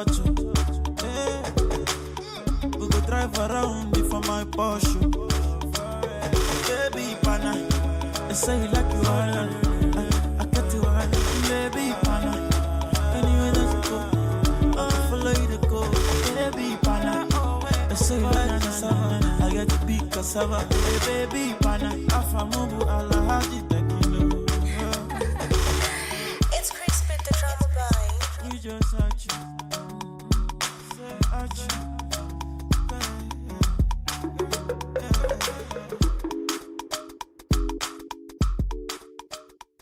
Tebogo and Mmatsheko on the upside.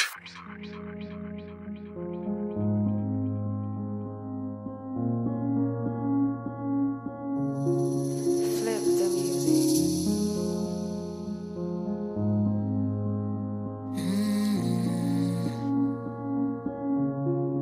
Look into my eyes, what you find, what you see is what you did to me. I don't believe in love, don't believe this would ever work out. If you wanna fight me, don't call me, just let me be, let me be. You left me in bondage, now that I'm free, you wanna tie me up again. Oh, it's another December without you. Life goes on, no, but all I wish that I could say though. Somebody pinch me from this sleep, 'cause I wanna end it all. I don't know how my going say. Congratulations, you won. If I could love you, I would love you right away. But then you locked me up and threw the keys away. For all the times I was in pain, you paid for it. And the law of karma will deliver this for me. It's another December without you. Life goes on, no, but what I wish that I could see though. Somebody pinch me from this sleep, 'cause I wanna end it all. I don't know how my going say. Congratulations. If I could love you, I would love you right away. But then you locked me up and threw the keys away. For all the times I was in pain, you paid for it. And the law of karma will deliver. Look into my eyes, what you find, what you see is what you did to me. I don't believe in love, don't believe this would ever work out. If you wanna fight me, don't call me, just let me be, let me be. You left me in bondage, now that I'm free, you wanna tie me up again. It's another December without you. Life goes on, no, but what I wish that I could see though. 10 minutes before 3 p.m. Central African Time. Jackie coming through there with December. And before that, we had Techno with Pana. It's 10 minutes before 3 p.m. Central African Time. We're going to take a quick breather. When we get back, it will be time for Vent O'Clock. SABC2 is stepping into a new era, Papa, where every moment tells a story. A new era of conversations with Enklik Let's Connect at 4:30 p.m., bringing real talk and South African voices. A new era of Afrikaans news at 6:30 p.m., trusted information in the language you love. A new era of family entertainment, Omar Sari at 7 p.m., celebrating humor, tradition and togetherness. A new era of excitement in a new time slot, Deal or No Deal at 7:30 p.m., bringing primetime thrills home. A new era of drama, Pimville at 9 p.m., a brand new powerful telenovela from Soweto that grips the heart. And a new era of flavor with a new season of Color Your Plate with Koo, Sundays at 7 p.m. A new era begins on SABC2.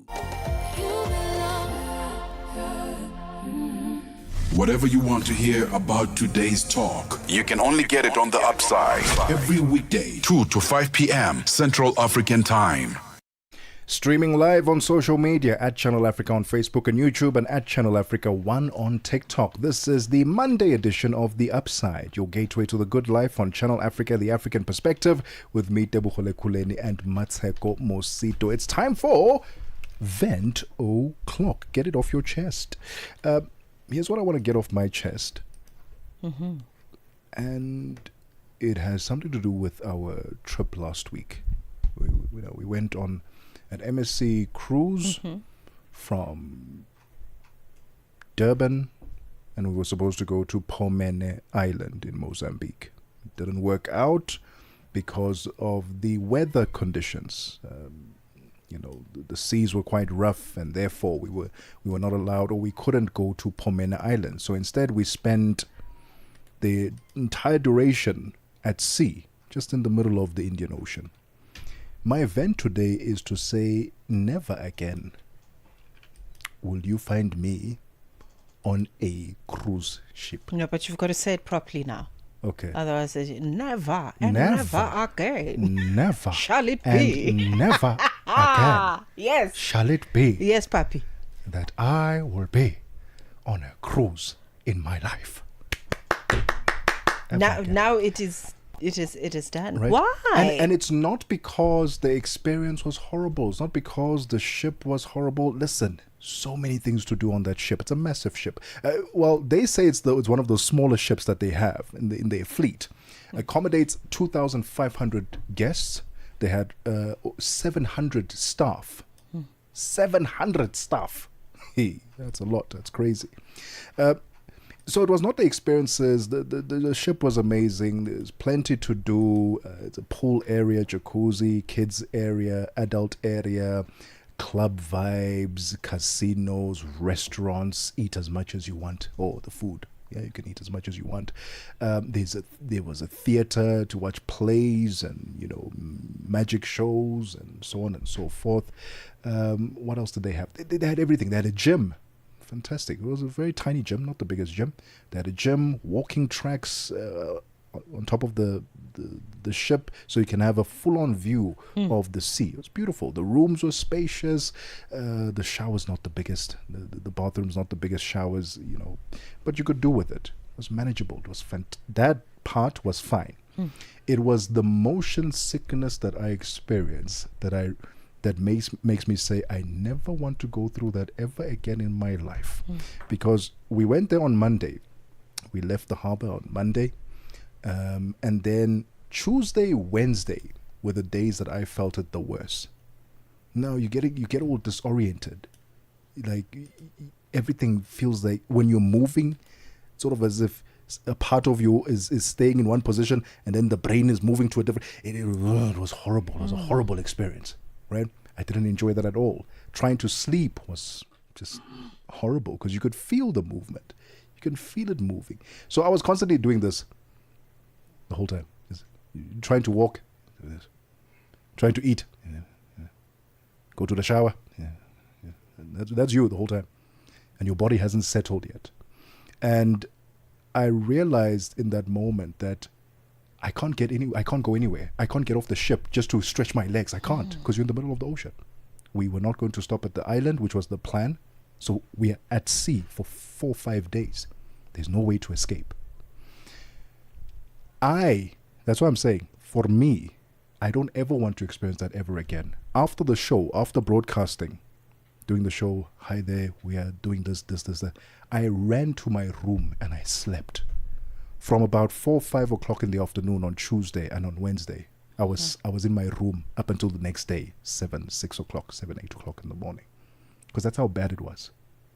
And I realized that, yes, they do have motion sickness pills that they offer you. They're like, okay, cool. If you're suffering, we have at reception. Let's give you some.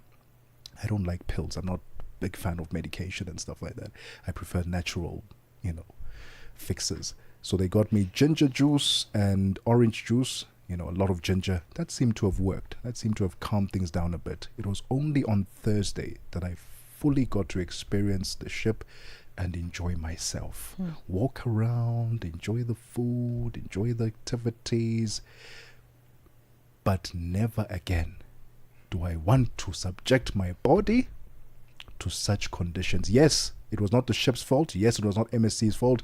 The weather had its own mind on the day, had its own ideas, and it moved the ship around, and my body just didn't settle and adjust quickly enough. And I don't ever want to experience that ever again, personally. That's my vent. Bush baby, you want your huggy? Oh, you're a bush baby. That's what. And I actually went to the bush when I came back. When just we to landed, restore your the senses next day and I your went to the nervous bush. system, right? No, that makes complete sense, because that's where you belong. No, in the bush. the next day. Pretty much like I do. This is a fire sign thing, I think. I want to vent about pollution. Oh, okay. Pollution is it's getting out of hand. Just driving in this particular area where we find the South African Broadcast Corporation, just up the road from where we are, there is just so much pollution.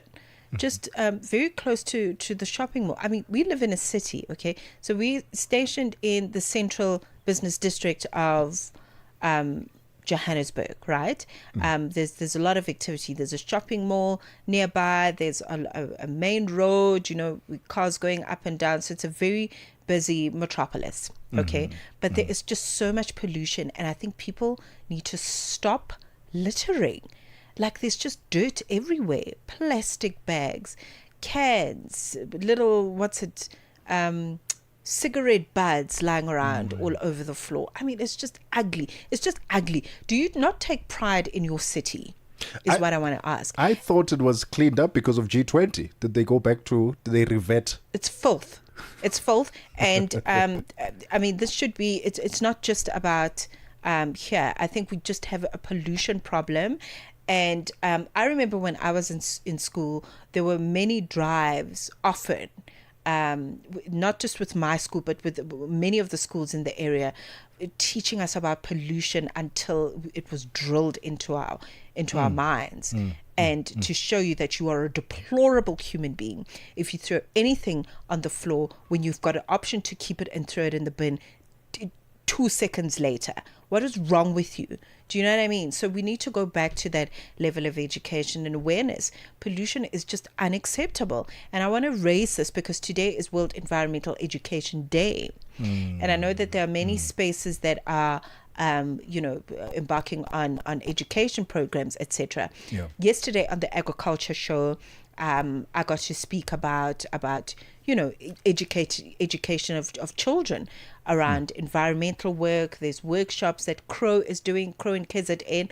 They do a lot of these workshops. They work with wildlife. It's a wonderful organization. They rescue wildlife animals that need to be rehabilitated before they go back into the wild. So wonderful work that they are doing. So big love to Crow. I just want to send them a big love once again on this particular program. But stop littering, man. Especially as a grown up, you've got no excuse. You know that you wouldn't litter in your own home. Would you throw a cigarette butt in your bedroom?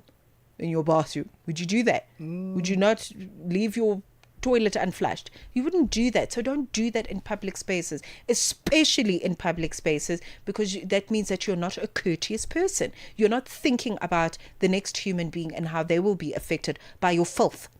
Stop it. 3 p.m. Central African Time, the final hour of The Upside. Let's get the latest news. SABC News. The African Perspective. Top stories: Asawa, Uganda's military chief denies assault claims by the opposition, and former US President Bill Clinton urges Americans to stand up. Good afternoon. Uganda's military chief Muhoozi Kainerugaba has denied claims that soldiers assaulted Barbara Kyagulanyi, the wife of opposition leader Bobi Wine, during a raid at their home. Wine, who is in hiding, alleged on Saturday that his wife was held at gunpoint by military officers who assaulted her, taking away documents and electronic devices. He said the house continued to be surrounded by the military. Speaking from hospital, Barbara Kyagulanyi said the officers had demanded to know Wine's whereabouts and had assaulted her when she refused. It comes after the recent landslide victory of long-time serving leader and Kainerugaba's father, President Yoweri Museveni. Wine rejected the results, citing fraud. Prominent Kenyan opposition figure Rigathi Gachagua has alleged that there was an attempt on his life during a Sunday church service. Gachagua, who was removed as deputy president in an impeachment trial in 2024, claimed in an interview with BBC that rogue police officers shot at everybody and tear-gassed the church in Otaya in the central county of Nyeri. He had previously accused his former ally, President William Ruto, of ordering the attack but did not provide any evidence. Ruto has not commented, but Interior Minister Kipchumba Murkomen condemned the violence, calling it unacceptable. The bail hearing of Matesnot Erisado, accused of human trafficking regarding 12 young men found in their underwear in Malberton in the south of Johannesburg in South Africa, has been postponed for further investigation. Erisado is also accused of failing to stop the police. Police picked up 10 of the young men on the side of the road, and other 2 were found in Erisado's car after a police chase. Reporters learned today that Erisado was released on bail reportedly sometime last week. Magistrate Shumani Vele has postponed the bail hearing to the 5th of March. The matter is remanded until the 5th of March for the state to obtain a victim's statements. It's still for further investigation, if I put it that way. Put it simple, for further investigation to obtain the victim's statement. Your bail is extended on the same conditions as being stated to you earlier. Thank you. The World Health Organization says Ethiopia has declared the end of an outbreak of the Marburg virus. The outbreak has killed at least 9 people. The Horn of Africa country announced on the 14th of November that outbreak of that highly infectious disease. Marburg often causes severe headaches and leads to hemorrhaging. Previous outbreaks in Africa have resulted in fatality rates as high as 80% or more cases, typically within 8 to 9 days of the onset of symptoms. And finally, the former US President Bill Clinton has urged Americans to stand up and speak out after the second killing of a citizen by federal immigration agents in Minneapolis. In a rare political intervention, Clinton said peaceful protesters were being arrested, beaten, tear-gassed and killed. President Donald Trump has signaled he might eventually withdraw the immigration officials, though he said they are doing a phenomenal job. Thousands have been protesting in Minneapolis. The BBC's Carl Nasman has the details. This city now grieving for the second time in just a matter of weeks. Behind me, this is the memorial to Alex Pretty. This is the site, of course, where that altercation took place. And throughout the day, we've seen hundreds of people coming here to pay their respects, leave flowers and messages and light candles. This all coming less than 3 weeks after the death of Renee Good. And amid the protests, amid the vigils, there's now a political battle brewing over who's to blame for the chaos in this city. Recapping the top story, the Sawa, Uganda's military chief Muhoozi Kainerugaba has denied claims that soldiers assaulted Barbara Kyagulanyi, the wife of opposition leader Bobi Wine, during a raid at their home. For any news stories you would like to share with us, please do send an email to newsroom@channelafrica.co.za or call us on +27 11 714 4459. For Channel Africa News, I'm Cholani Tulo Mwepe. SABC News. The African Perspective. We are on Open Views Audio Bouquet. Channel 628. Time to stay informed, inspired, and connected to the ideas driving Africa forward. The Upside on Channel Africa. The African Perspective.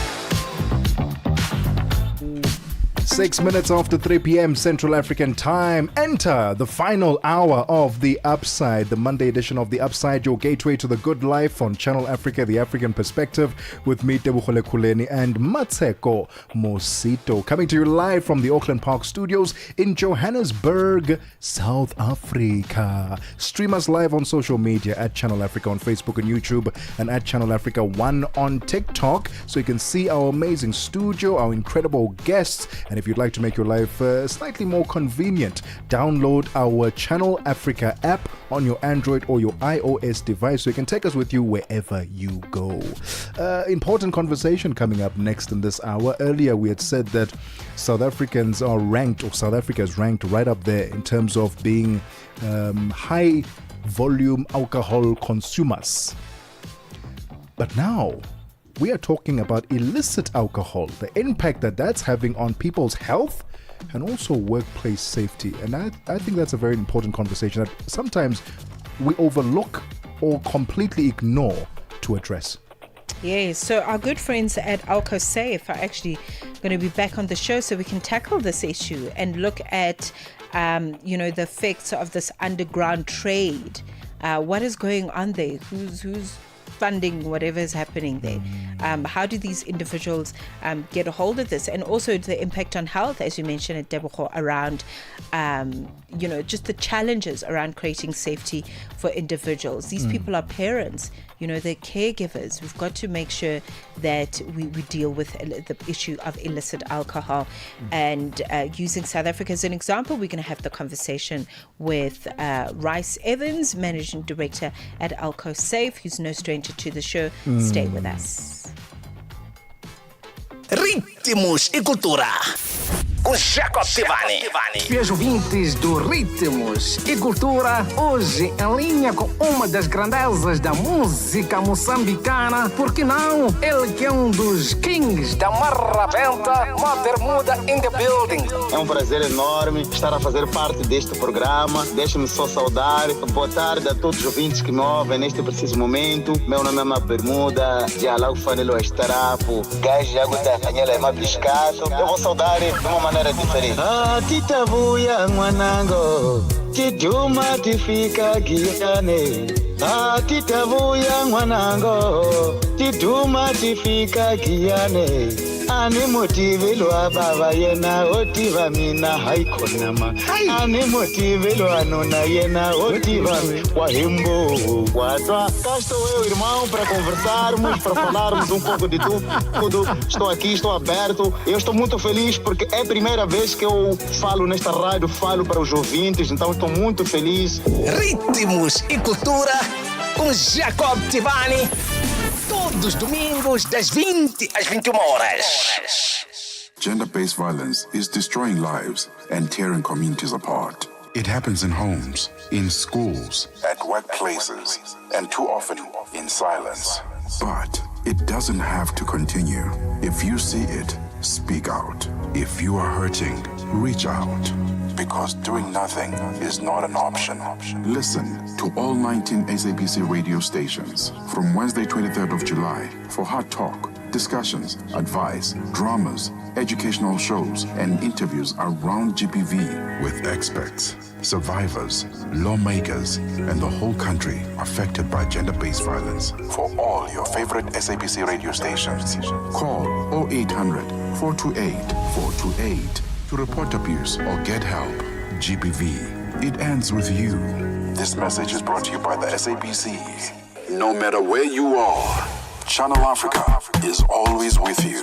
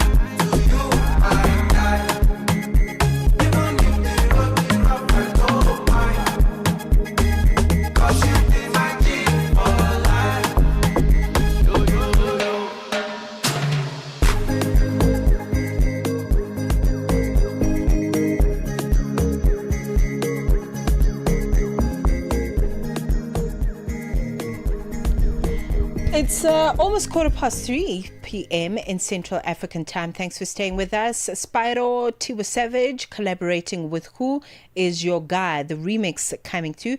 Thank you for staying with us. We're in the final hour of The Upside.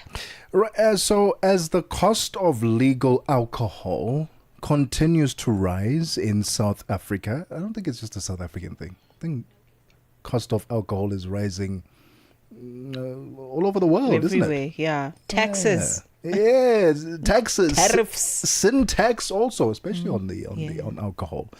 But a dangerous alternative is quietly spreading, right? And that is illicit alcohol. It's becoming more accessible, it's cheaper, it's unregulated, but it's also far more riskier. I don't know if I've ever tried illicit alcohol. As in... Why do you have to think so hard about it? That is very concerning. Is this, do you want to tell me something off air, my friend? You need help with something. Listen, there was many years ago. There was story time. There was a guy who gave me a taste of his homemade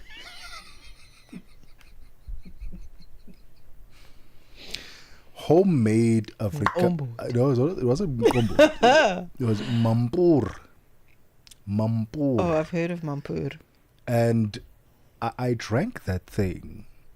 I remember half of what I remember. I remember a certain portion, up until a certain portion. And then beyond that, I don't remember much. I wouldn't advise that you drink illicit alcohol. Get it from a legal... Actually, let me not say get it from a proper shop, because nowadays, and we've seen this happen, where the unregulated alcohol, the one that was made in the backyard somewhere, also finds itself on the mainstream commercial shops, in the retail shops. We've seen this. So how do we protect ourselves? How do we actually know that what I'm drinking is safe to drink, has been tested, gone through all the tests, and I don't have to worry about the risks associated with it? Besides, obviously, feeling a bit tipsy, depending on how many I drink. But the illicit market is one that is growing, and that is one that is of a massive concern. All right, do we have our guest on the line?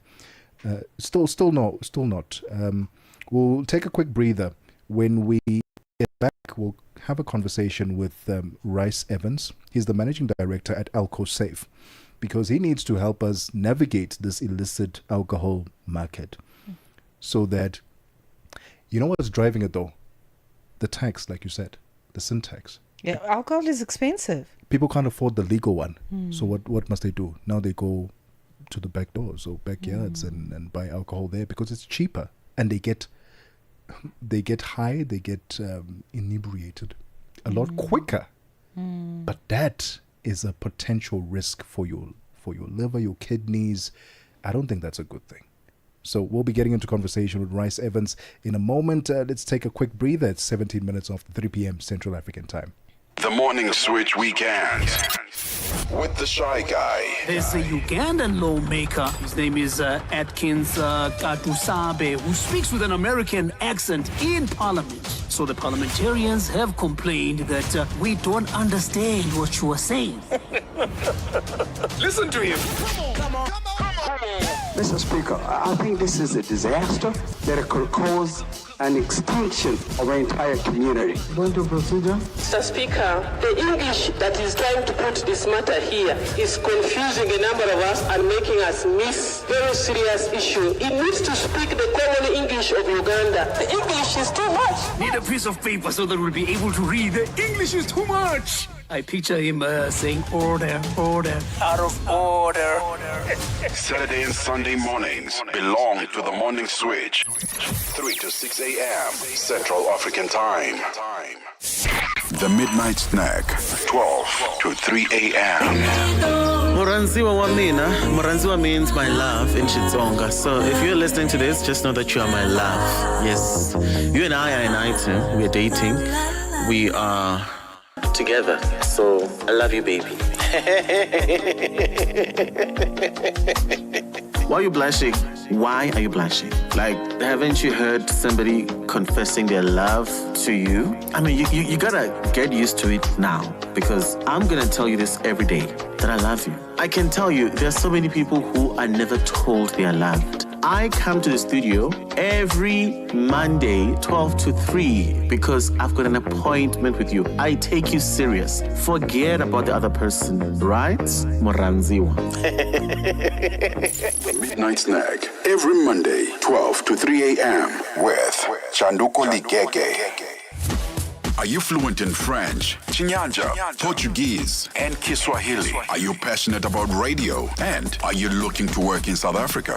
Do you have papers that qualify you to work in South Africa? In that case, we might have an opportunity for you to work with Channel Africa? Send us your CV and demo at newsroom@channelafrica.co.za. Remember, if you don't hear from us within 14 days, it means you have not made it or you have not been selected. Channel Africa, the African perspective.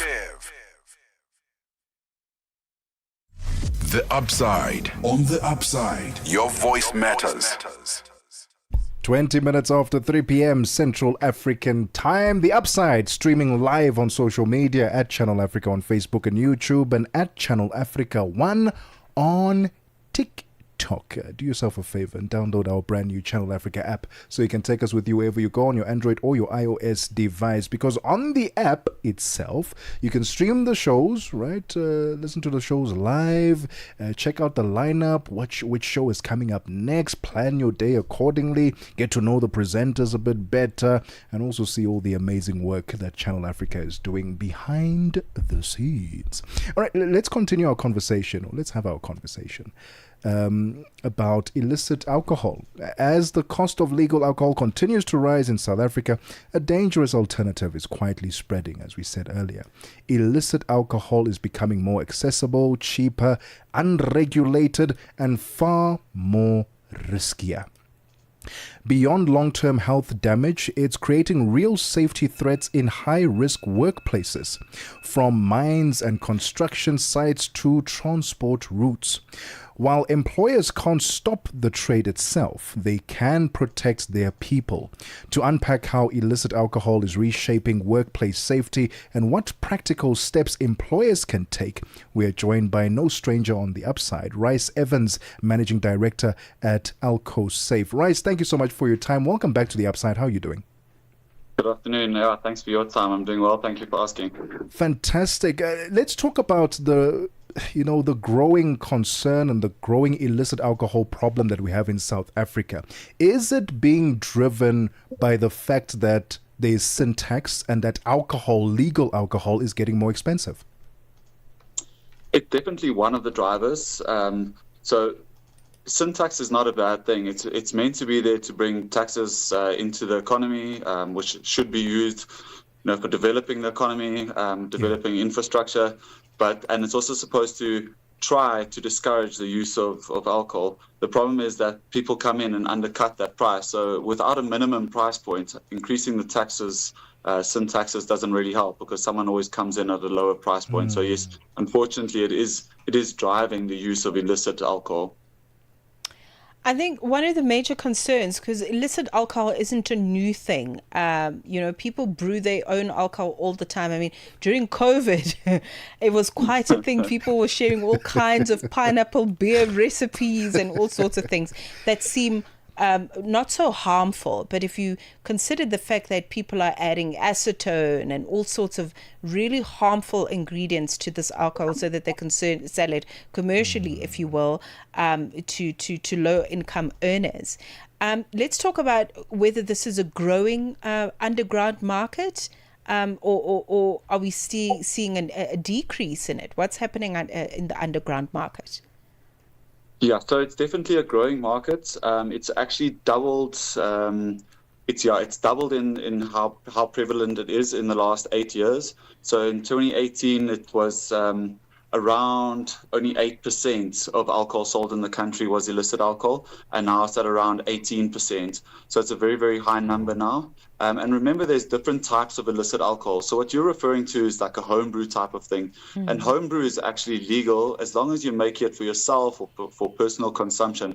But once you start manufacturing it to a scale that you're going to start selling it for profit, then it becomes an illegal illicit alcohol.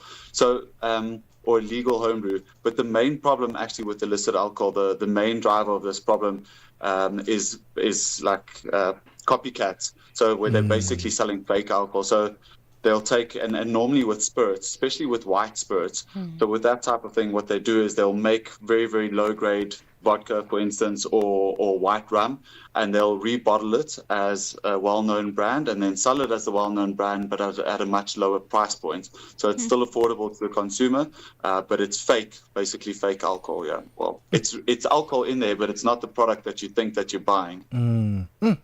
Rice, you work very closely with employers at Alco Safe. Talk to us about the on-the-ground realities, the impact of illicit alcohol on employees. How big an impact is it, and how can employers curb it?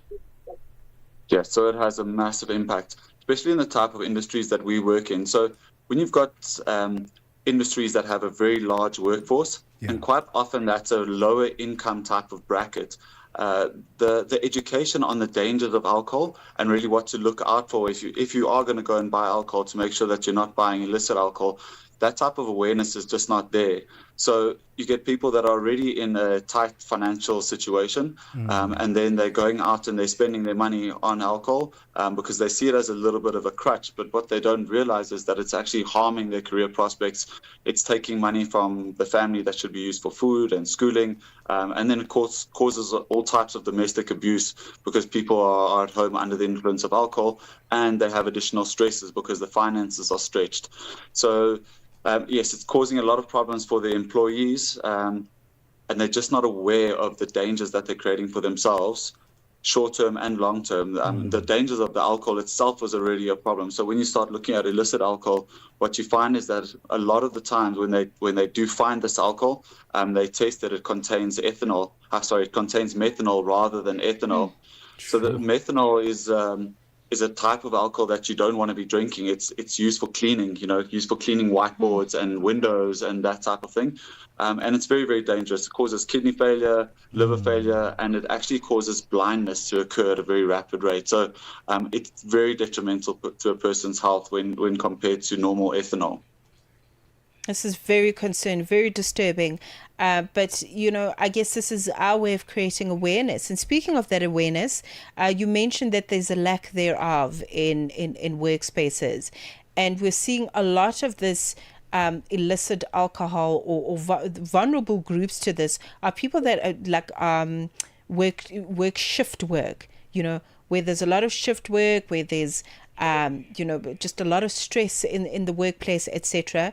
So let's talk about, is there any sort of workshopping or education that can be done in those spaces to reduce the consumption of these illegal or illicit alcohol products, as it were? Right, so I think you're right. It is a very big problem. It's a scary problem, and it does really affect people in those industries a lot more. I think the issue that we face there is it's quite an informal sector in terms of the sale of the alcohol. So the control over actually what is being sold is very, very difficult to control. I was reading recently that there's probably twice the number of liquor sellers that are unlicensed compared to licensed. So that just tells you the scale of the problem, how many people are selling alcohol informally that shouldn't be selling alcohol.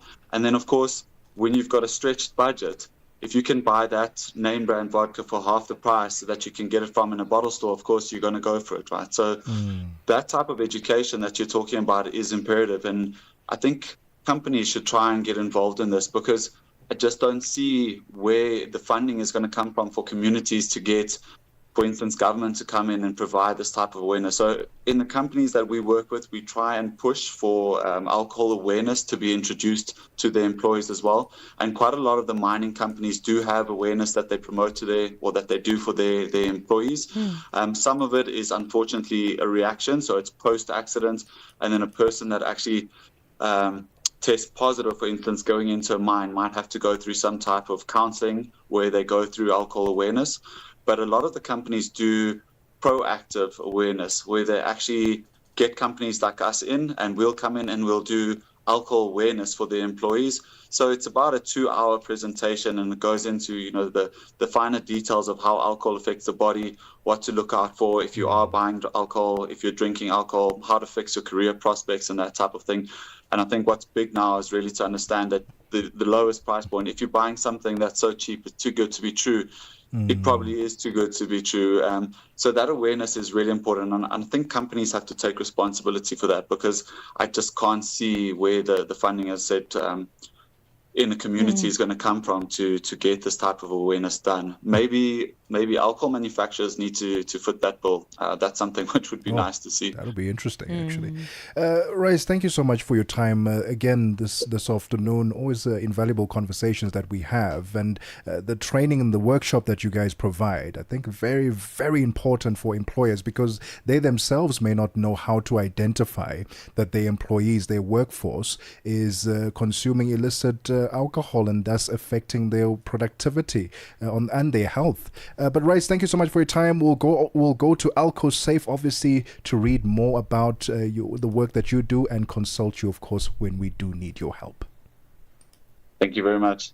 The voice of Rice Evans. He's the managing director at Alco Safe. 30 minutes after 3 p.m. Central African time. Let's get the latest sports. Sports on Channel Africa. The African perspective. We kick off with hockey news. The Ghana Revenue Authority, GRA hockey teams have enjoyed impressive starts at the ongoing Africa Cup for Club Championship, the ACCC in Harare, Zimbabwe, recording important wins in the opening group games. In the men's division, GRA showed resilience in a tough opening encounter, edging Hotspurs of Zambia 1-0, with Andy Ajete scoring the decisive goal. In the second match played yesterday, the GRA men delivered a dominant display, thrashing Bulawayo 8-1. In the women's division, the Royal Ladies of GRA, who are the defending champions, also opened their campaign with a 2-0 victory over Lakers of Kenya.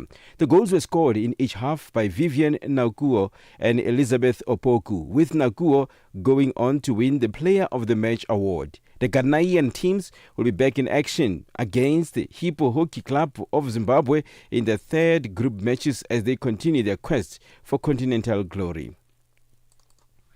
The rising starlets of Kenya are shifting into high gear as their FIFA Under-20 Women's World Cup qualifying campaign enters a decisive phase. The rising starlets will host the opening match against Tanzania at the Ulinzi Sports Complex on the 7th of February before traveling to Tanzania for the return leg a week later at the Azam Complex. Head coach Jacqueline Zuma is settling on a provisional squad of 32 players ahead of the third round clash against Tanzania. The team have spent the past 5 days in residential camp where competition for places has been intense.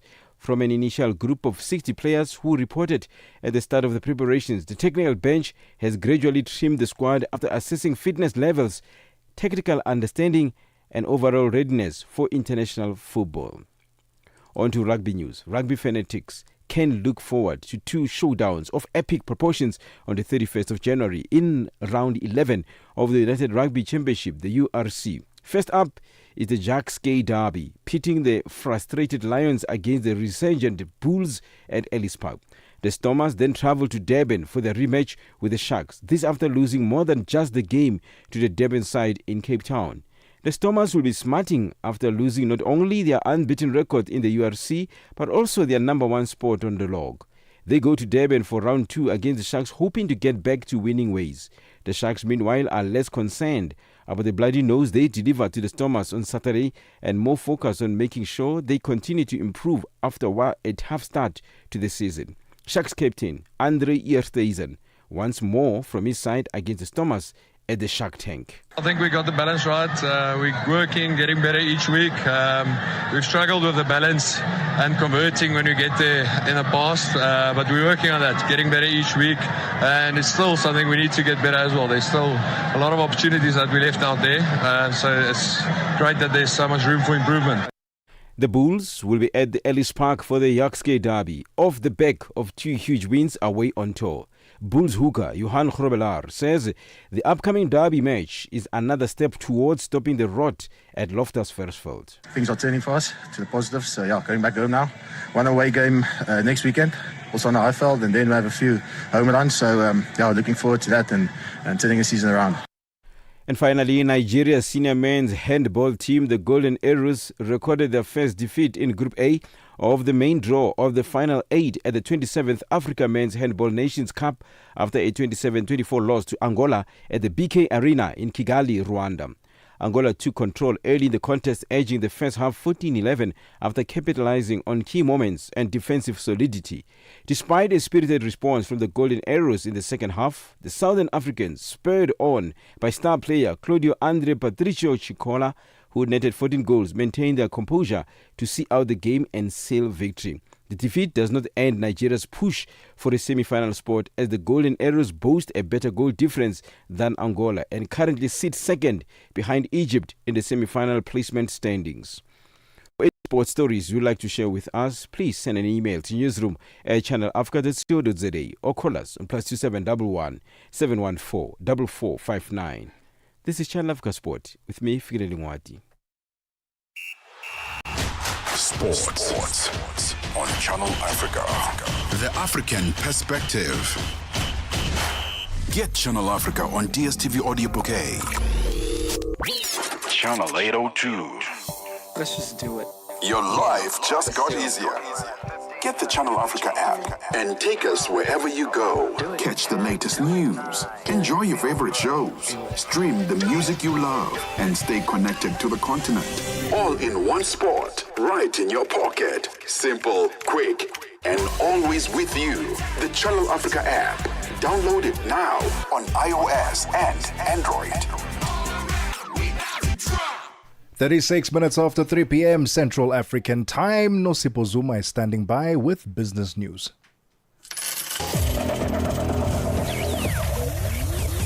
Business news on Channel Africa. The African Perspective. Thank you, Tebogo. Good afternoon. In your business news this hour, Dubai-based industrial group Mark Cables has developed a 200-megawatt thermal power plant project in Burkina Faso. In a statement, the company said it completed the estimated $213 million project in just 6 months. Now, according to the World Bank data, only around a fifth of Burkina Faso's population has access to electricity, with the country relying on imports from coastal West African states. The company says by providing the 200 megawatt, it offers a concrete solution to the national electricity deficit, adding that it would support the government's efforts to stabilize the grid and reduce dependence on energy imports. The Financial Sector Conduct Authority of South Africa, FSCA, has cleared the livestock wealth of any wrongdoing. Now, this follows allegations that the company was not authorized to render any financial services related business in terms of the financial advisory and intermediary. Livestock Wealth operates as a farming asset management company for farm investors. The crowdfunding company welcomed the conclusion of the 2-year-long investigation by FSCA into the matter. Livestock Wealth CEO Ndutuko Shezi elaborates. We are happy that eventually the cloud that's been hanging over us for 2 years is now lifted, and then that regulatory clarity has been provided by the FSCA. So we're excited at what we are doing now, which is allowing you to own a cow in our farms, be able to visit the farm, and even more excitedly what we're doing in Limpopo, where you can be a part owner in a citrus farm. South African President Cyril Ramaphosa says the country's economic recovery is gathering momentum as it has posted growth for 4 consecutive quarters. In his weekly address to the nation, Ramaphosa has also noted a steady reduction in unemployment. Statistics South Africa's recent data also shows that levels of poverty and inequality have declined considerably. Ntebo Mukobo has more. In his weekly address to the nation, the president says the local economy is showing signs of modest recovery and increased resilience, characterized by GDP growth exceeding expectations, improved consumer sentiment and rising capital investment. He says confidence in the economy is rising, with the stock exchange performing well and with the inflation rate the lowest in 2 decades. And for 2026, President Ramaphosa implored his administration to double down on efforts to grow investment and create jobs. with the annual Cabinet Lekgotla taking place on Wednesday to outline the actions that will be taken across government. The president said they will work hard to translate this into long-term gains for the economy. 10 European countries bordering or close to the North Sea are set to sign a historic clean energy pact today. It relates to delivering major offshore wind projects in joint waters. Wind farms at sea will provide 100 gigawatts of power to homes across Europe. The BBC's Justin Rowlett has the details. Undersea cables already connect the electricity grids of European countries together.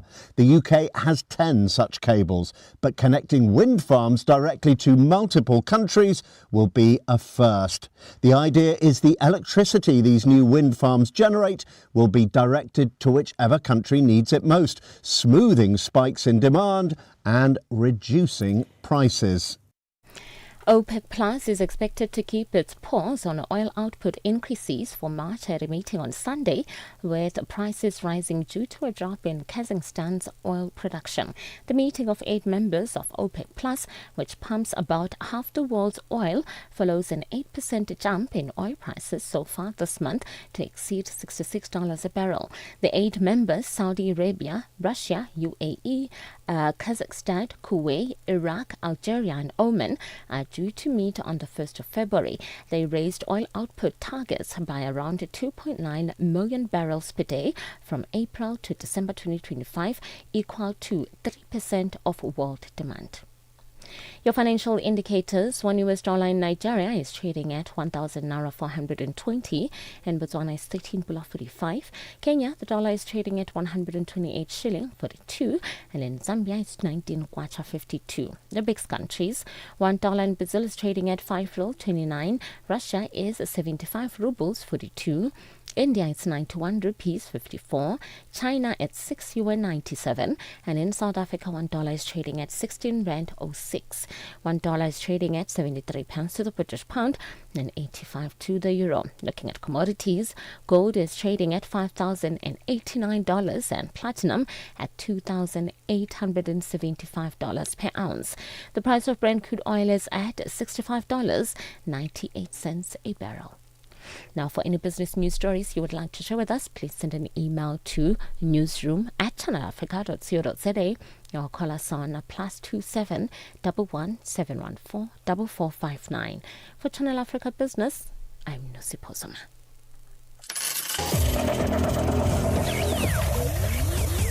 Business news on Channel Africa. The African perspective. Channel Africa is evolving, and so are you. Stay connected wherever you are with our brand new website and mobile app.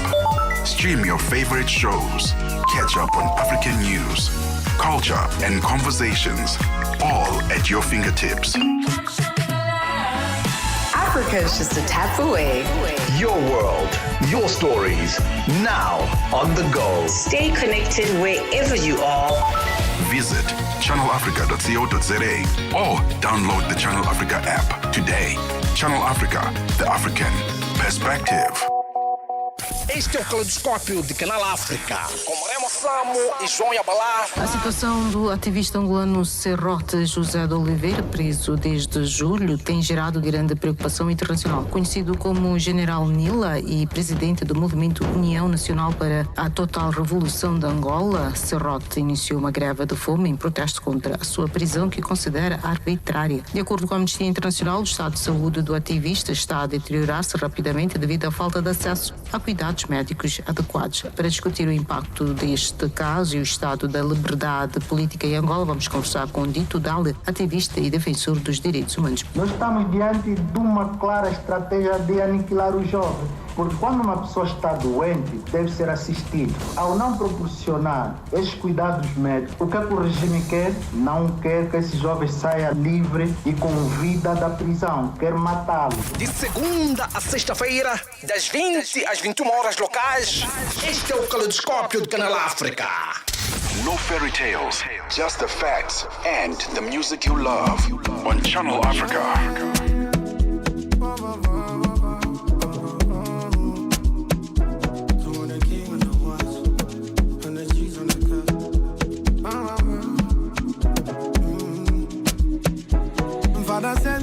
from the shackles of my haters. Spent 200K on a watch, not for flex, motivation and purpose. You set a table before me to showcase all my blessings. I did guidance thanks for the trotro back at the scheme of the plot. And now it's pushed to start. Back to back, I did make them mad. And there's no denial, nobody had that. The way I did me, I did on top. Private room for Louis Vuitton. 5-star, no be nickname, give me the money. Over the fame, over the fame. See what we done. No be wallpaper, we they live this life. If you bring bad vibes, I go exit chat to you alive. See what we done. No be talk, we they show working. Evidence they go till eternity. Till eternity.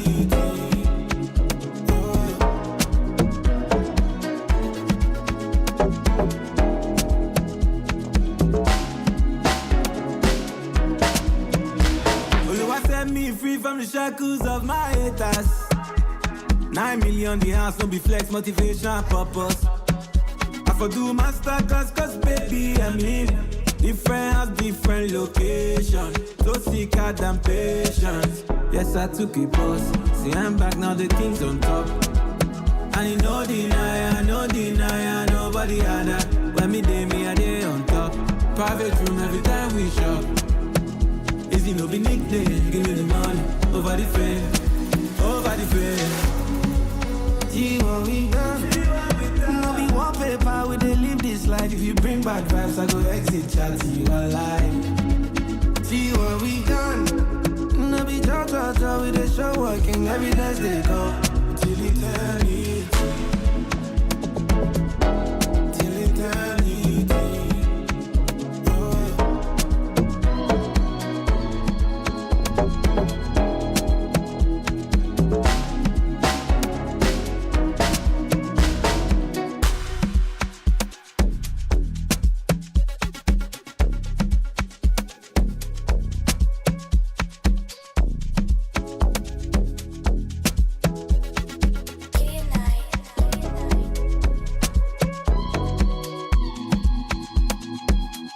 Tebogo and Mmatsheko on the upside.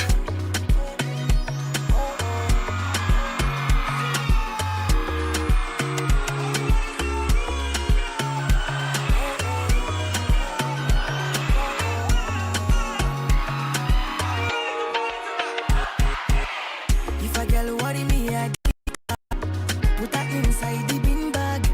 So why won't she be beater? She ordered a good man, but she got a bad man. She not feel live without social media. Stalking me with a Finsta, yeah. And she they try make me a mister. Anybody got time for that time, yeah. As you can see, you need plan B. Pregnancy is not for me. Tread carefully, rationally. No try put me for trouble, girl. She asking, boy, what are we? We better be what we have been. No stress me, no fast forward me. She want tackle me with a dream bull tete. And I dey boy like JJ. I dey play home and away. And I dey give them gege, gege, tete. Me with a dribble JJ. And I dey bring my gege. Cause I dey give them gege, gege. She want to dance with kukuruku. Next thing she wanted me to. If it is impromptu, she still coming through. She also gives emotional support too. These girls don't know what they want. Sometimes they want love, also want to do short time. You can't love me, you just they waste your time. Anybody got time for that time, you know? As you can see, you need plan B. Pregnancy is not for me. Tread carefully, rationally. No try put me for trouble, girl. She asking, boy, what are we? We better be what we have been. No stress me, no fast forward me. She want tackle me with a dream bull tete. And I dey ball like JJ. I dey play home and away. And I dey give them gege, gege, tete. Me with a dribble JJ. And I dey bring my gege. Cause I dey give them gege. Give me with a dribble tete. And I dey ball like JJ. I dey play home and away. And I dey give them gege, gege, tete. Me with a dribble JJ.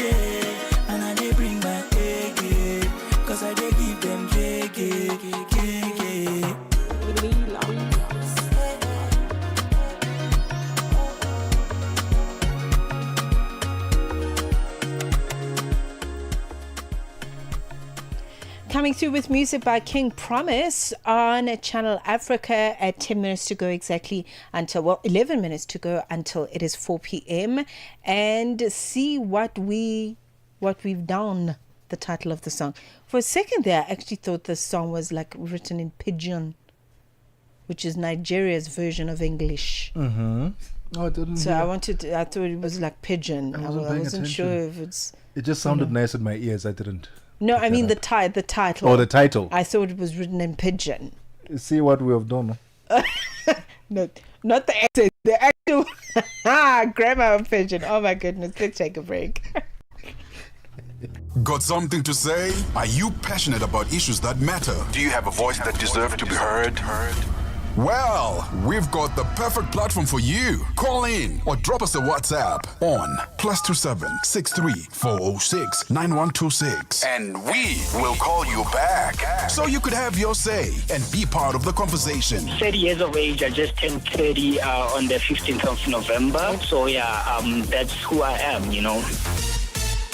It's not just talk. It's your chance to air your views. Share your opinion. Engage with a community that values your perspective. Follow us on our social media. Visit our website at www.channelafrica.co.za and get ready to share your views on Channel Africa, the African perspective. The Upside. On the Upside, your voice matters. 10 minutes to go till it is 4 p.m. in Central African time, while the Queen of Business is back in for the Monday edition. You know, we were talking about, just so you know why we're laughing so hard, we were talking about the business of luxury dog hotels.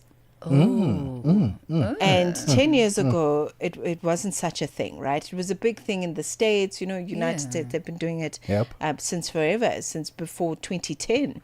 But then it became a thing 10 years ago. There's a woman who's running a place called At Fitz Luxury Dog Hotel and Spa, and they've got dog whisperers, and they've got beautiful things and wellness retreats, and also, and the dogs the dogs are so spiritually elite.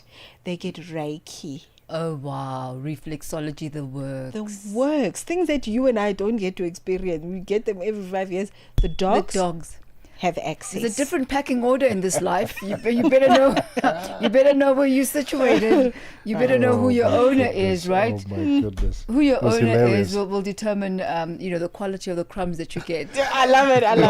That's so true. That's it. Maybe getting crumbs, but not all crumbs are equal. Absolutely not. Well, look, yeah, indeed, not all crumbs are equal. We're going to be focusing this afternoon on diaspora bonds. Governments across the African continent are now looking into diaspora bonds as a way of raising money for development within their own countries. So basically, if you're an expat, and let's say you're from Nigeria and you live in the UK, for example, you can actually purchase some diaspora bonds, which will go towards the development of infrastructure or whatever it is in your own country. But then it's an investment, so you will get returns on that. You'll earn returns on that. So look, it's not a new concept. It has been around for quite a while as an idea. Israel has implemented it in 1950s or so. India's implemented it before. But the really first successful one that Africa has implemented is in Ethiopia with the Grand Renaissance Dam. That is the very first example of diaspora bond on the African continent actually working and panning out. So we're going to be looking at that and focusing on the pros and cons of that, and how African governments can actually utilize this debt instrument for development on the continent. And I think it's a win-win all round. I mean, if you... I haven't heard of this. I think it's wonderful. Yeah. It really is, because so many Africans, I mean, we travel. We are global. We live in different parts of the world. And if you can contribute to the development of your own country while living wherever it is that you choose to live and working there, why not? Because, they're your people, always your people. Your family's there, your roots are there, and you're assisting in the development of your peeps. Do you think Elon Musk would subscribe to such? It's a very good question, but I'm concerned about that one. That one is a special case. Are you even contemplating that question? That's what I'm surprised. That one is a very special case. Yeah, very But special you know, case. even business aside, I mean, you know, sometimes people want to do something. They've built a bit of wealth, you know, on an international scale, and they want to give back, and they don't know how to do it. Yeah. This is a wonderful way to do it, and you can release all guilt about the fact that you haven't done anything. This is how you can do something. Or you can just look at it as a pure investment because you'll get your 'Cause returns. you're getting something. You know, Yeah. it's not That it's too, not yes. philanthropy. You're not giving your money away. Yeah. It's not charity. It's business. And I think a lot of business people and a lot of individuals, and you don't even have to be a wealthy business person, you know, in order to be able to purchase and be part of the entire diaspora bond ecosystem. I like. It really is going to be quite a fascinating conversation. So that's coming up. But also we're going to look at the surge, a historical surge in the price of gold. It's reached over $5,000 per ounce. And we're going to look at the various... Okay, Mr. Lwandle here is giving me huge eyes. Why? I used to watch a lot of gold prospecting shows, right? Yes. Back in the days.